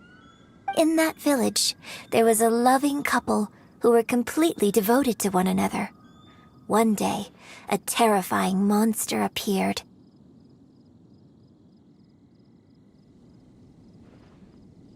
The wife was out collecting herbs and was captured by the monster. Her husband was so distraught at the news that it broke his spirit and drove him to madness. The vile and vicious monster told the villagers, "If you want to live, you must sacrifice a child to me." What a nasty piece of work! Paimon sure hopes this monster gets put in its place! But the monster was so terrible and so strong that all within the village were terrified of it. They had no choice but to give in to the monster's demand. Just while they were discussing whose child would be given over to the monster, a little girl suddenly stood up and came forward. No! Don't do it, little girl! Unbeknownst to anybody else, she was concealing an exorcist's blade. She approached the monster's lair, feigning fear and trepidation. When she finally arrived, she courageously drew her sword and entered into a fierce struggle with the monster, from which she eventually emerged as the victor. Her extraordinary abilities drew the attention of the Adepti, and they took her as one of their own. Her story became the stuff of legends. But alas, the paths of mortals and Adepti seldom cross, and she would never again re-enter the mortal world. And so, destined to grace the mortal realm for but a brief moment. I really like this story. But I personally think that perhaps the little girl was not as brave as the opera makes her out to be. I'm not sure she deserves all the praise she is given. I've never considered that before. Opera is always an interpretation of the events it purports to portray. A certain degree of deviation from the truth is always inevitable. When my father wrote the script for this play, I suppose his intention was to inspire his audience with the character of the divine damsel. I think it's a great story. The ideal story. Well, it sure inspired Paimon! Let's go get ourselves some Star Splinter Iron! Yeah!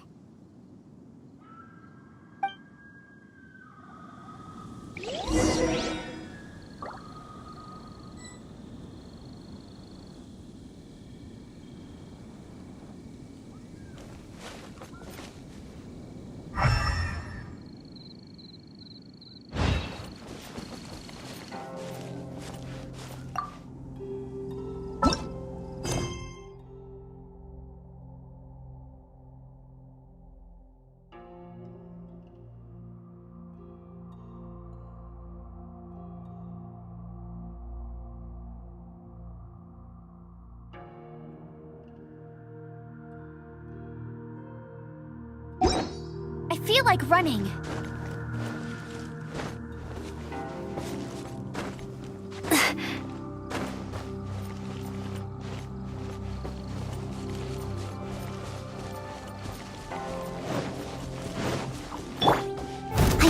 No, stop.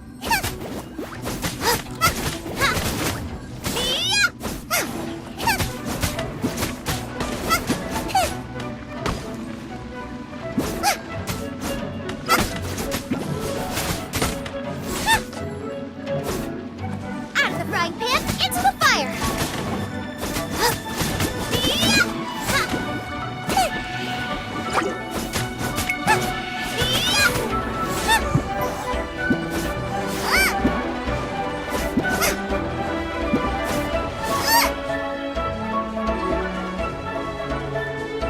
Bubba, get them!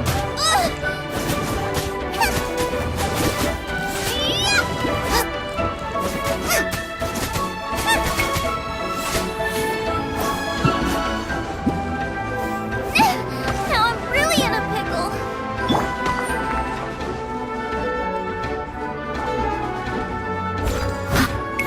Time to clean up.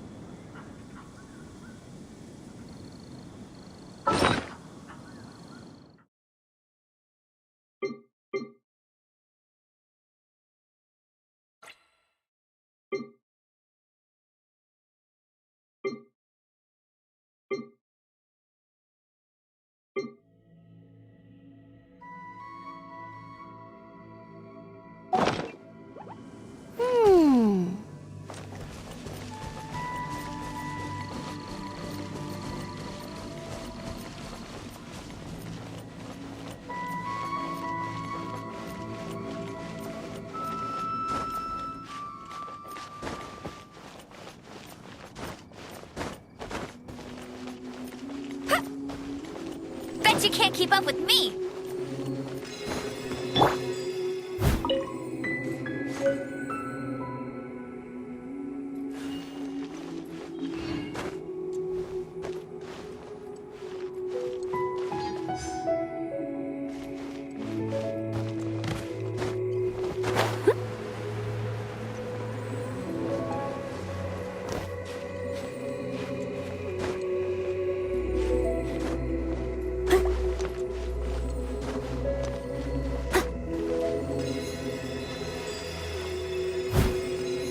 This should be enough star splinter iron.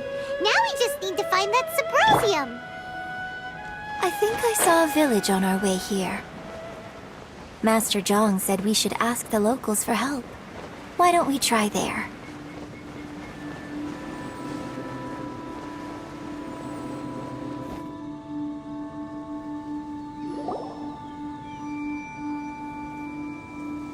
Hey, there really is someone here. Yunjin, looks like you were right. Excuse us, sir. Can we ask you something? Huh. He didn't seem to catch that. Hello, sir. We were just passing by and wanted to ask if you happen to know anything about Subrosium.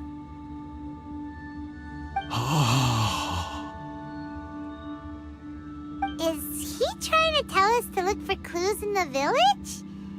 Well, whatever. Guess we're on our own here.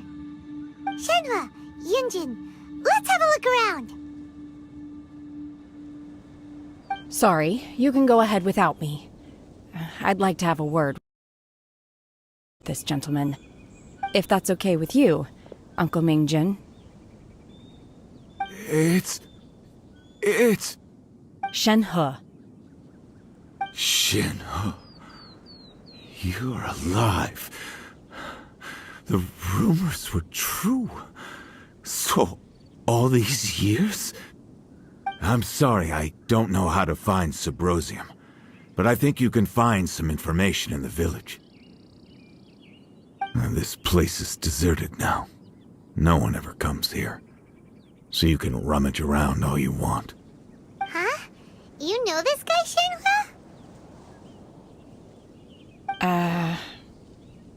Thank you, kind sir. We'll go and take a look around. Don't worry. Mingjun has no ill intention towards Miss Shenhe.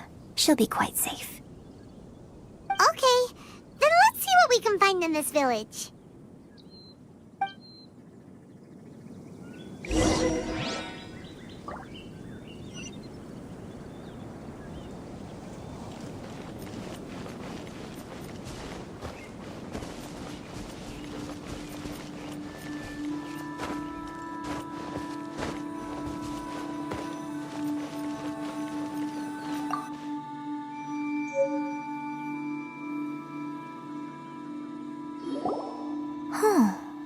What's this? So, Shenhe is the divine damsel? Now that I think about it, she does behave rather like an adeptus, and she is about the right age. So that's why I've been getting the strangest feeling whenever I chat with her. I should have noticed it earlier. According to this text, the divine damsel from the opera was actually the daughter of the loving couple. And she didn't volunteer. She was sacrificed to the monster by her own father. Oh, the truth is even more lamentable than the opera. Now I understand why Shenhe said the girl was not as brave as people think. It wasn't her choice to enter that ghastly situation. She was forced into it. Oh, it looks like my father may need to make a few revisions to his beloved opera.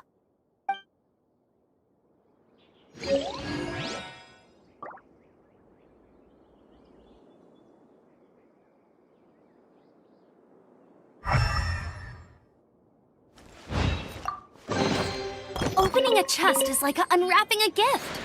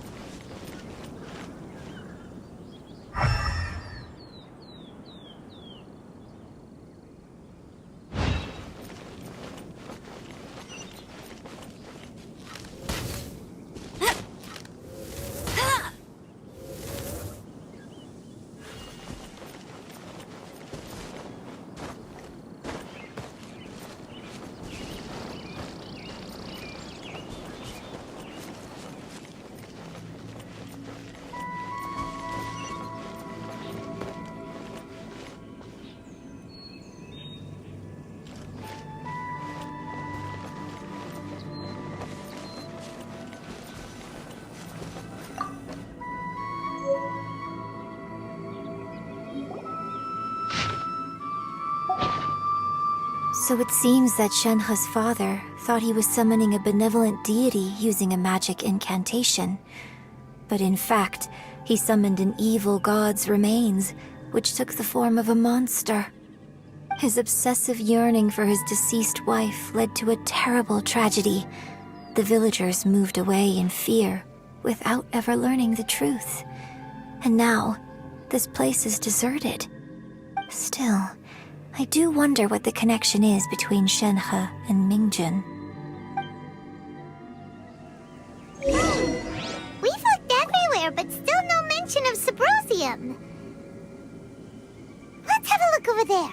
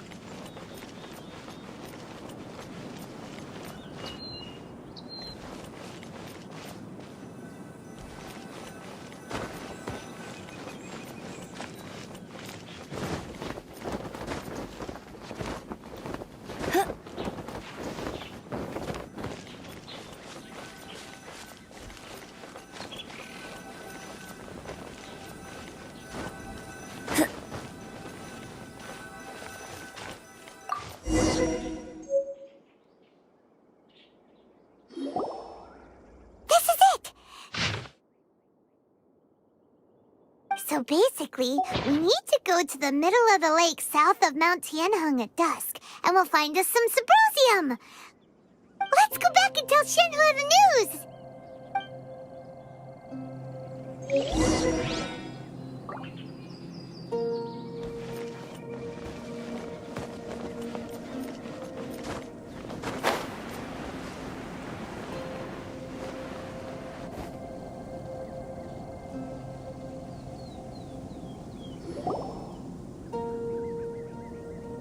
One year when I was back visiting, I heard a story about a white-haired adeptus from a merchant passing by. I never imagined it was you. I was a very close friend of your father's. I could have stopped him from performing the summoning ritual. I had plenty of chances, but I couldn't bring myself to stand up to him. I just let things happen, let it all escalate. Well, we all know how that story ended. I bring flowers back here every year. And each time I wish I had a chance to apologize to you.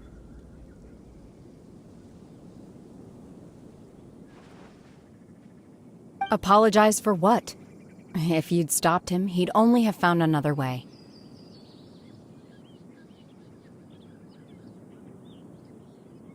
There is nothing he wouldn't have done for his true love. Nothing. Do you still hate him? I don't know what I feel. I'm told my fate is to bear the curse of calamity, so my master bound my soul with red ropes to curb my aggression. But it also dampened my emotions, making me dispassionate, like the Adepti. So if you ask me how I feel about the past, if I hate my father or not, the truth is, I feel nothing at all. It must have been so tough for you all these years. Shenhe! We're back! Oh, then I will leave you all in peace. Shenhe, it brings me some solace knowing that you are okay. I'll tell you more about the old times next time we meet. Thanks, mister. We found some info in the end.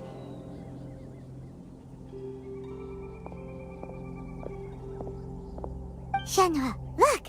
This tells us how to find Symposium. All we gotta do is go to the middle of that lake! Let's go then.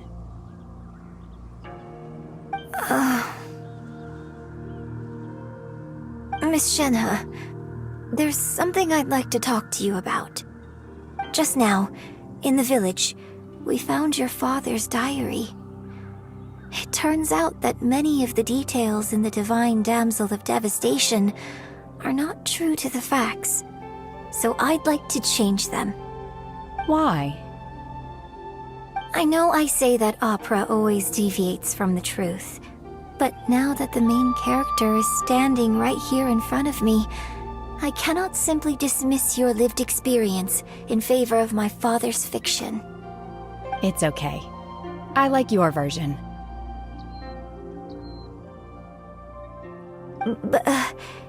Huh? My master once said that the day I learn how to use my strength for the good of others is the day that I can truly become part of human society. So, I hope that one day I might be brave enough to stand up and protect others, just like the girl in the opera. But I've never thought this way before, and I wonder whether I will continue to think in this way. Don't worry. I believe you will. In fact, I think maybe you've already started to become the person you aspire to be. You just haven't had the opportunity to see it for yourself yet. Shenhe! Yunjin! Cut the chit-chat! Let's go!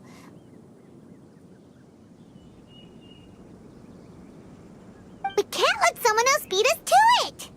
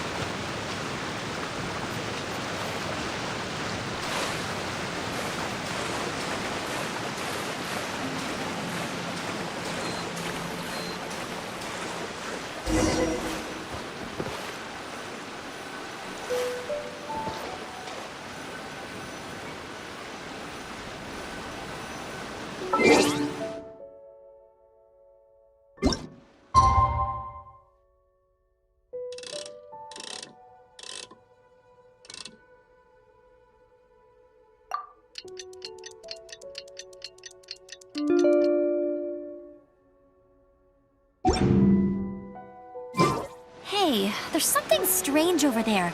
Come on, let's take a look.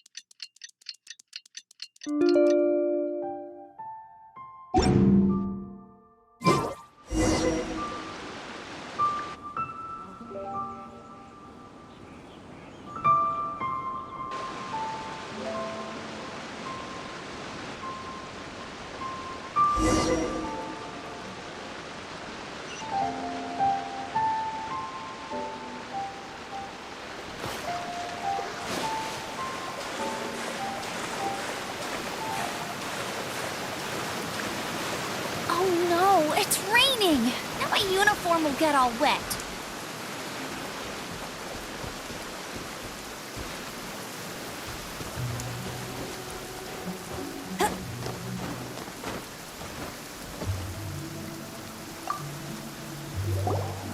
What brings you here? Have they found a solution to the danger in the sea? Ningguang didn't tell you. Something has happened in Guyun Stone Forest. According to the contract, as an Adeptus, I should not get involved for now. But these things can be unpredictable. Only a single mountain lies between here and Liyue Harbor. If things get out of control, I will defend this place myself.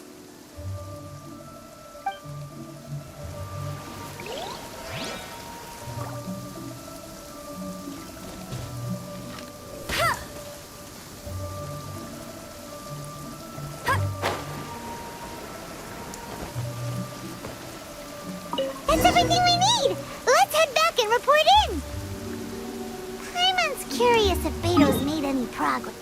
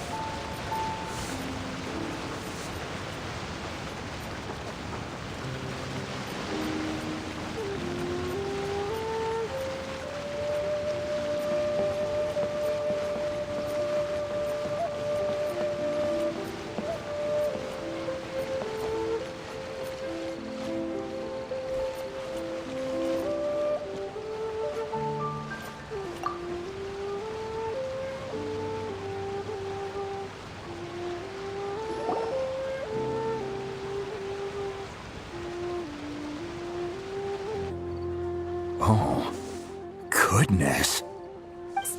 So, are they okay? This is some top quality ore you found. I think I'll get a good end product out of these. Guess now it's my time to shine. Hey everyone, how's the A-team doing? I ran into a bit of a brick wall on my end. Suling's never seen a Wonder Core before, and says it'd take a lot of research for him to get up to speed. Leave the Wonder Cores to me. I'll work on them while you go about your business. Don't worry. It won't take me too long. Much obliged, Master Zhang. We should look into the Adepti sigils next, but where should we find items relating to the Adepti? I'll sort that out. Oh? You got this then? Yes. I have been training with the Adepti for years. I know a thing or two about making sigils. When we first met, I told you I came for the Jade Chamber, not the contest. In fact, I came specifically to deliver Adepti sigils. Master heard that Ningguang was planning to rebuild the Jade Chamber, so she sent me to deliver some Adepti sigils to her. Master also said she hoped that I can take this opportunity to rejoin human society. But now that I'm here, I wonder if I've been removed from the world for too long. There's so much basic knowledge that I lack. Maybe it won't work for me to stay here after all. But either way, I'm very glad to have met you, and I'll take care of those Adepti sigils. Without knowing the ins and outs of your situation, I can't say whether you should stay or not. But now that our paths have crossed, we'll always have a connection. So if you're ever feeling down, come find me on my ship. There'll be a drink waiting for you. Thank you. So, Master Zhang, I'll need to use your facilities to make the sigils. Fine by me. I'm actually curious to see how the Adepti arts work. Maybe I'll learn something.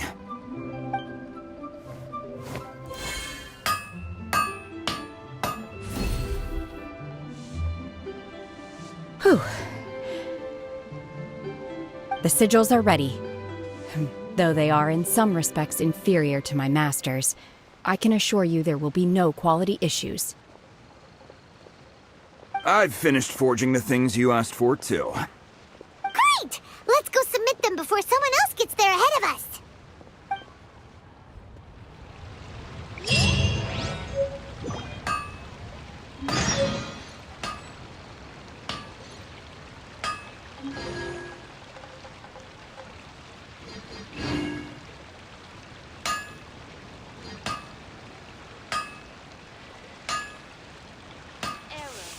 I feel like running. Anfeng's Ironmongers, here to serve.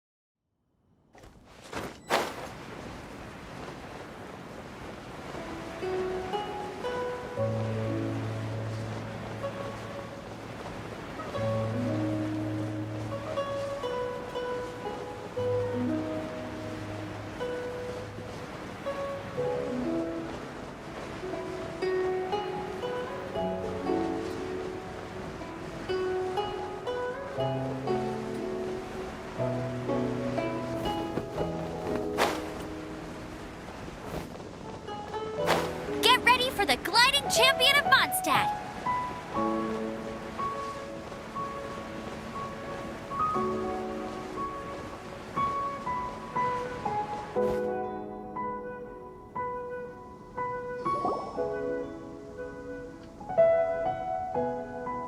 Ningguang's little secretary! We found all the materials! Oh, already? All three of you found them together. Okay, I see. The Wonder Cores and Adepti sigils look good.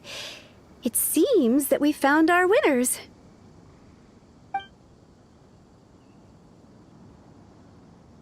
I hereby announce that the winners of this material procurement contest are the Traveler, Yunjin, and Beidou.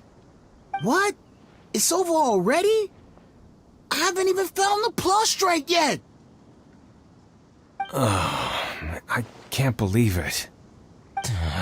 So close, but so far. I'd like to invite our three winners to please proceed to the Jade Chamber, where Lady Ningguang is waiting for you. Huh? Where's Beidou? She was right here! Captain Beidou has some business to attend to. She will join later. Please come with me for now. Alright then, guess we'll head on up to the Jade Chamber first. This has been a long time coming. The last time we went up to the Jade Chamber was ages ago.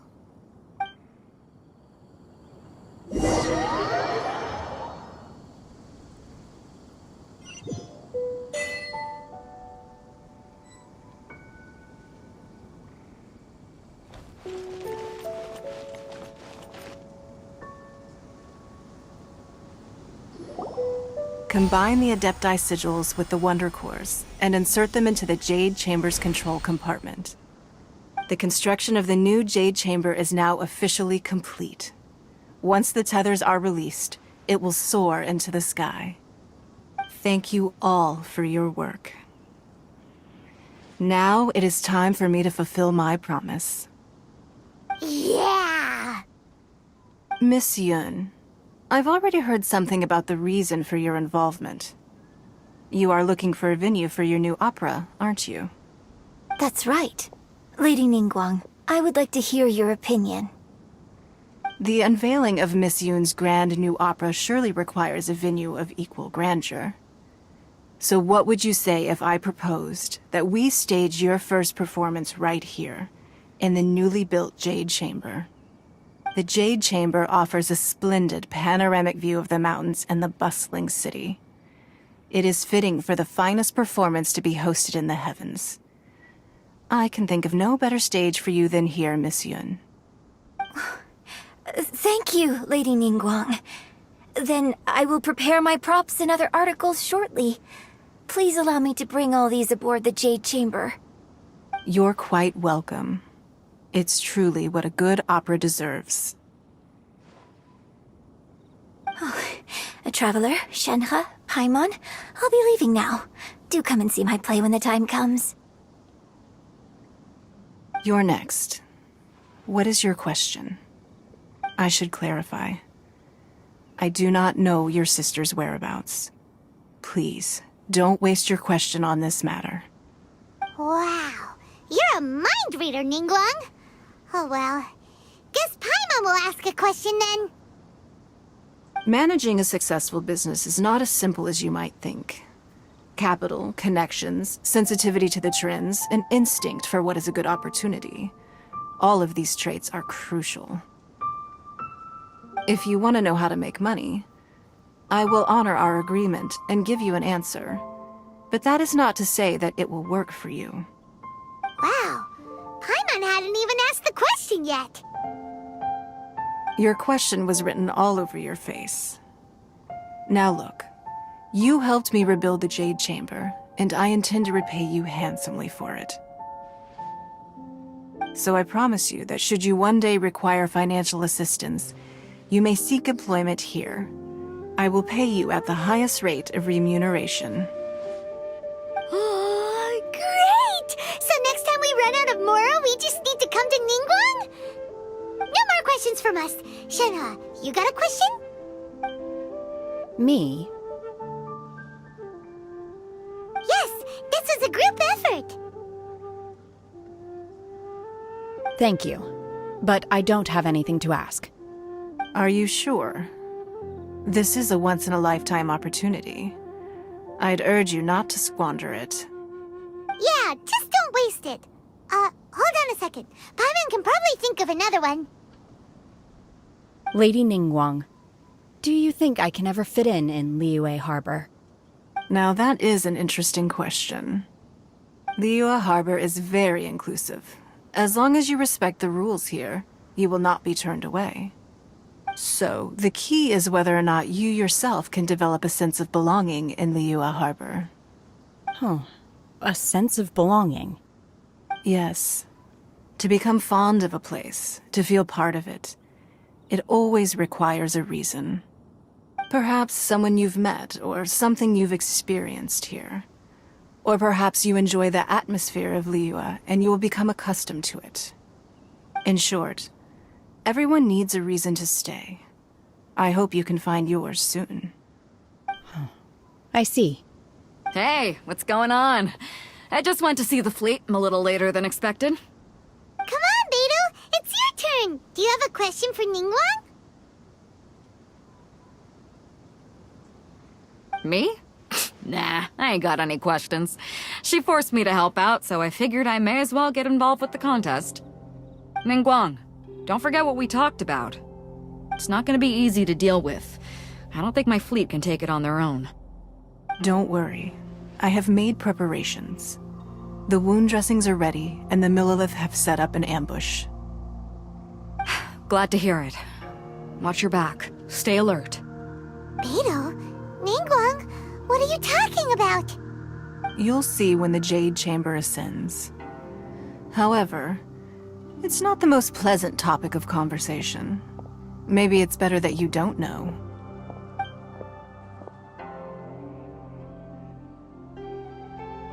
When I first set foot in the Jade Chamber, I stood at the edge of the platform and looked down upon Liyue Harbor far below. At that time, I dreamed that one day the Jade Chamber's shadow would be seen in all 7 nations of Teyvat. My wish has not changed to this very day. However, it is not only out of consideration for myself that I have built the Jade Chamber anew at this time. I hope the Jade Chamber will always float in the skies above Liyue Harbor, bearing witness to the prosperity and peace of the human world. And I hope that you can all witness it with me. Let the Ascension ceremony commence!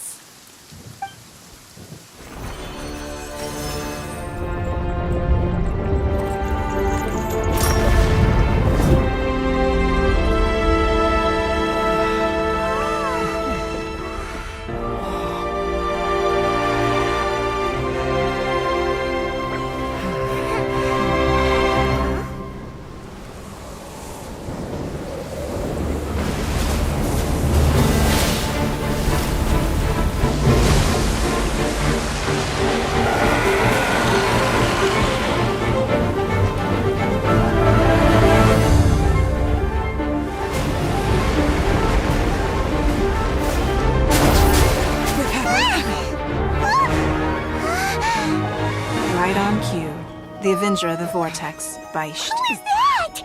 Osial's wife. Final follower of the Overlord of the Vortex. Sounds like you knew this was coming!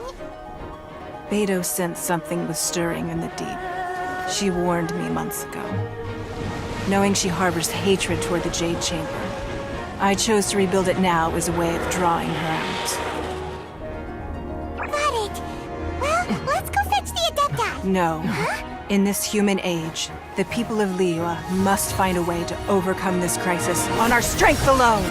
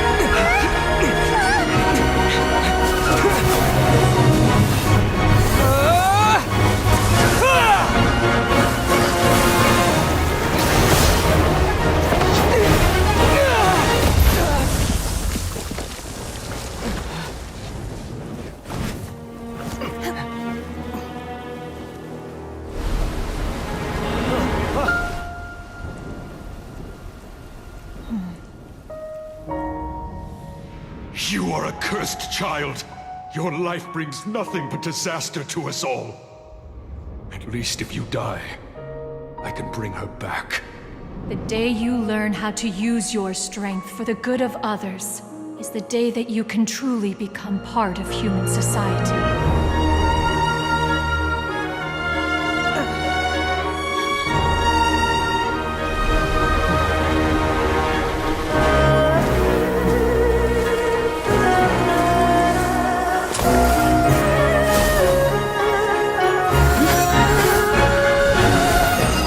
Yeah!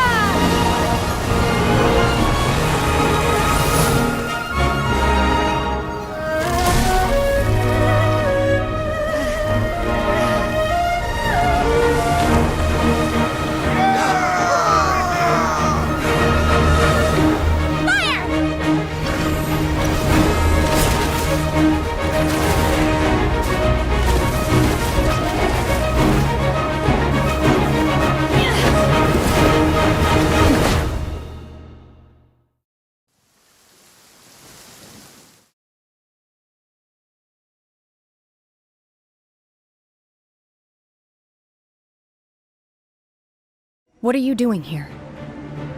We can't let you be the only one taking this risk! I hardly see this as a great risk. The people of Liyue Harbor are well prepared, and she is already badly injured. Only sheer willpower is keeping her alive. I may be nearing the end of my stamina, but in a fight to the death, I think I have the upper hand.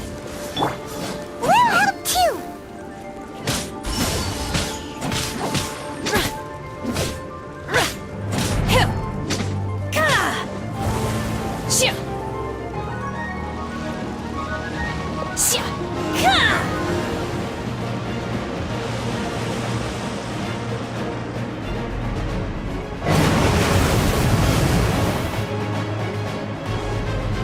Manifest! Obey!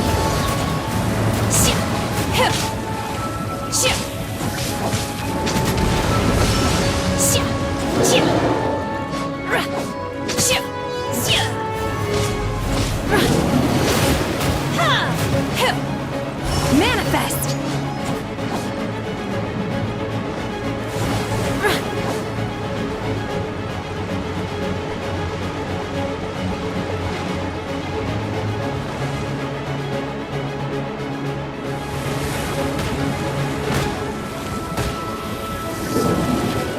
You won't regret this!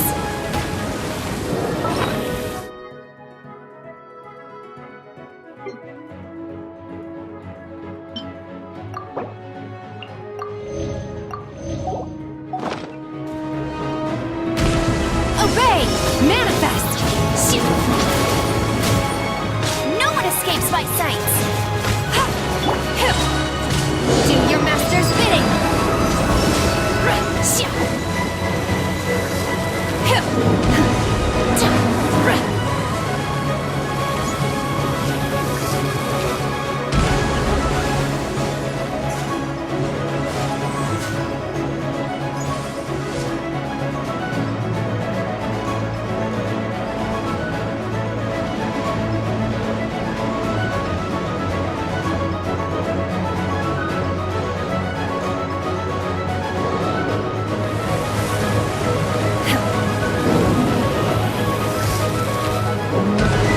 Unleash!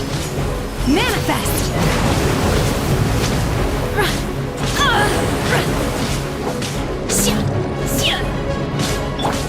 At the frying pan, into the fire!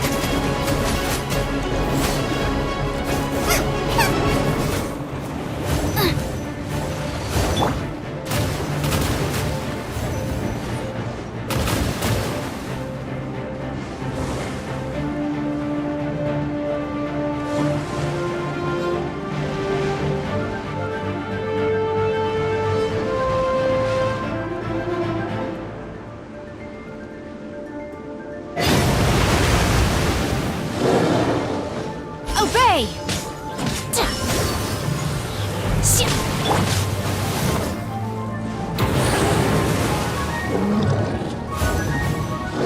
Loba, get them! Now I'm really in a pickle!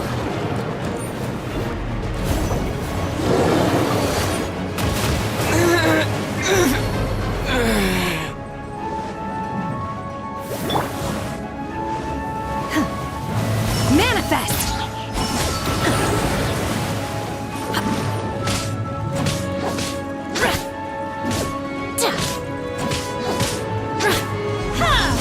Obey!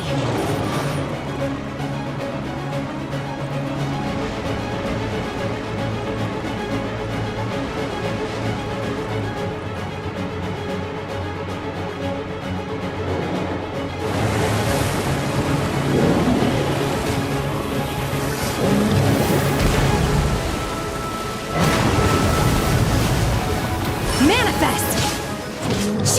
Unleash! Cryo Incarnate!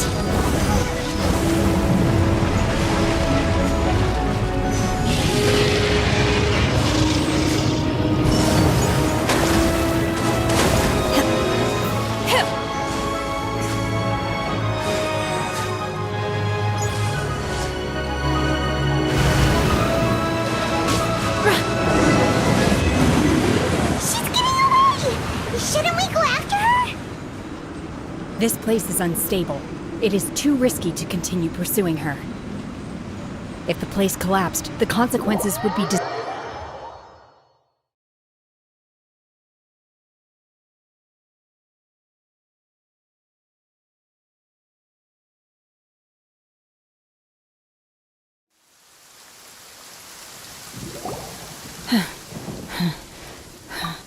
I'm just a little exhausted. Otherwise, fine. I wanted to deal with it myself. I didn't expect you to follow me. Don't worry. She's not coming back anytime soon. After an injury like that, she'll likely seek refuge somewhere else. How did things go underwater? It's been dealt with. She was injured before entering the water. It didn't take too much effort to finish the job. Good. So the crisis has been safely averted. When you visit the Jade Chamber in the future, you will be afforded generous treatment. Lady Ningguang, the fleet reports that the sea monster has left Guyun Stone Forest and the surrounding waters have returned to normal. Thank you. How are the Millilith? Thanks to the medical supplies you prepared and Lady Keqing's command, our losses were minimal. Of course, we owe huge thanks to this young lady for her help. On behalf of the entire Millilith, thank you for your service. Great. Then next time I watch Miss Yun's opera, I'll be able to take the compliments. I wasn't trying to be a hero, though. I just wanted to protect you. Let the soldiers recuperate, but don't let your guard down. If she returns with a vengeance, we must be prepared. Yes, ma'am. You've been monitoring us for some time now. I trust you've reached a conclusion. You wish to hear one's opinion. Well, things would have hardly gone so smoothly had it not been for Shenhe. That I do not deny. However, final victory was always going to be ours, even had things been a little more arduous. If it came to it, I could always destroy another Jade Chamber. One has observed your adaptation of the Guizhong ballista, and find oneself compelled to admit that you have evidenced some degree of novel thinking. You have learned from past failures and prepared for this crisis in advance. This is considerable progress compared to the last time. Hence, on balance, one finds your performance during this trial satisfactory enough. But there will no doubt be further trials to come in the future. Do not suppose that one will not continue observing you hereafter. While the position of Tianquan remains mine, I will always ensure Liyue's safety. Shenhe, one saw you secretly venture out from the mountains a few years ago, and noticed the air of dejection in which you returned. Hopefully this trip to Liyue Harbor has been a different experience. Yes. I can't explain it, but I feel happier than I expected. Good. Traveler, please take good care of Shenhe. She is a dear child. In fact, one has many fond memories of Shenhe's childhood that she may be interested to hear about. There'll be no need for that. Oh. They are all like this. Fine. Since you care not to listen, one shan't be telling you. One shall be going homeward now. Please, have a good rest. Come to the Jade Chamber when you have recovered your energy. We must celebrate both the completion of the Jade Chamber and the fact that Liyue has weathered another crisis. This banquet must be the most spectacular ever.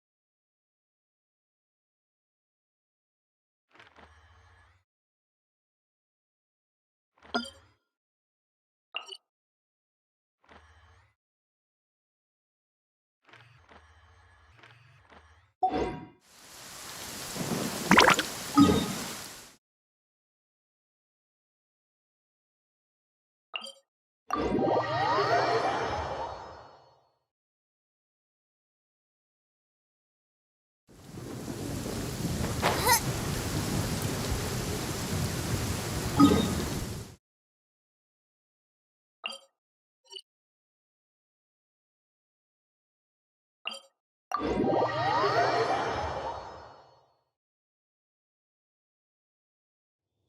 rain has stopped. Come with me. Let's pick some matsutake.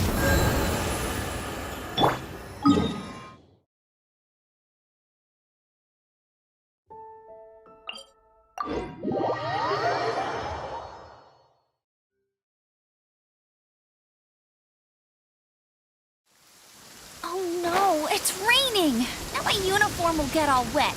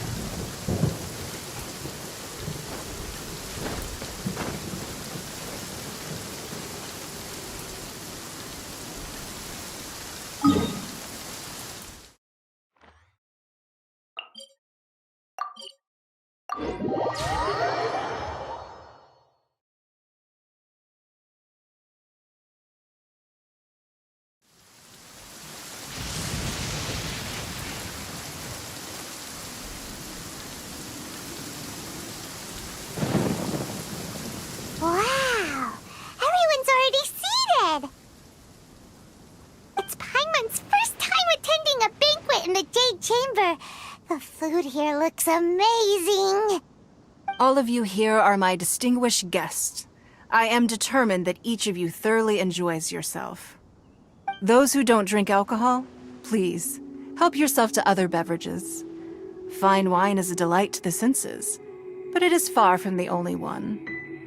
I trust you will find the marvelous view from the Jade Chamber to be an equally gratifying indulgence. Have you heard? Miss Yun's going to be performing today. Sure have. Honestly, it's the main reason I'm here. I've never missed any of Miss Yun's performances, and I don't intend to start now. I hear she's going to perform The Divine Damsel of Devastation today, the one written by her father. I've been so excited that I've barely slept the last few nights. Hey, look! Miss Yun is going on stage!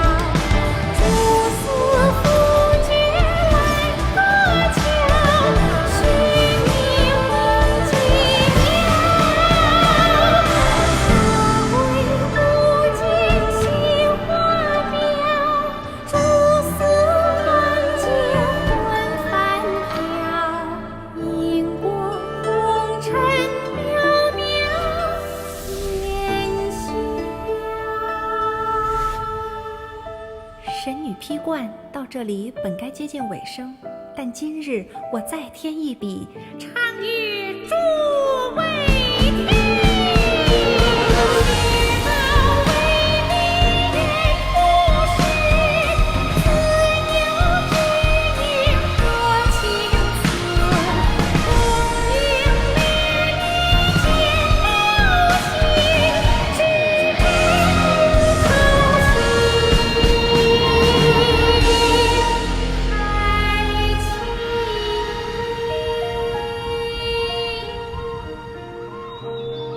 彼时鹤归，茫茫天地无依靠，孤身离去。今日再会，新朋旧友坐满堂，共聚此时。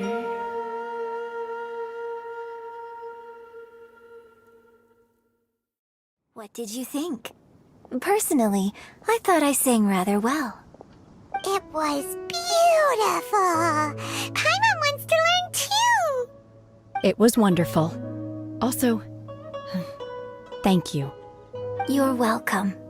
Thanks to you, the Divine Damsel of Devastation is a more nuanced tale than ever. The play has an ending, but life goes on. I believe you will find a way to fit in Liyue Harbor. Thank you. I think I've found the opportunity I needed to change. Ms. Yun, here you are. Great to see you. Huh? Hey, this young lady with the white hair looks like some kind of VIP. Yeah, that's it, like an Adeptus. Wait, you're the girl from the opera, aren't you? The Divine Damsel herself. And look who else we have here, the illustrious traveler. Well, I'll be. This was definitely worth showing up for. Let me pull up a chair, all right. We'll all have a friendly chat, get better acquainted. Alternatively, you could leave us alone. That is, if you'd prefer to finish your drink via the orifice of your own choice. Uh-oh, this feels all too familiar. Shenhe... Hey, what are you doing? Calm down, Shenhe. Calm down.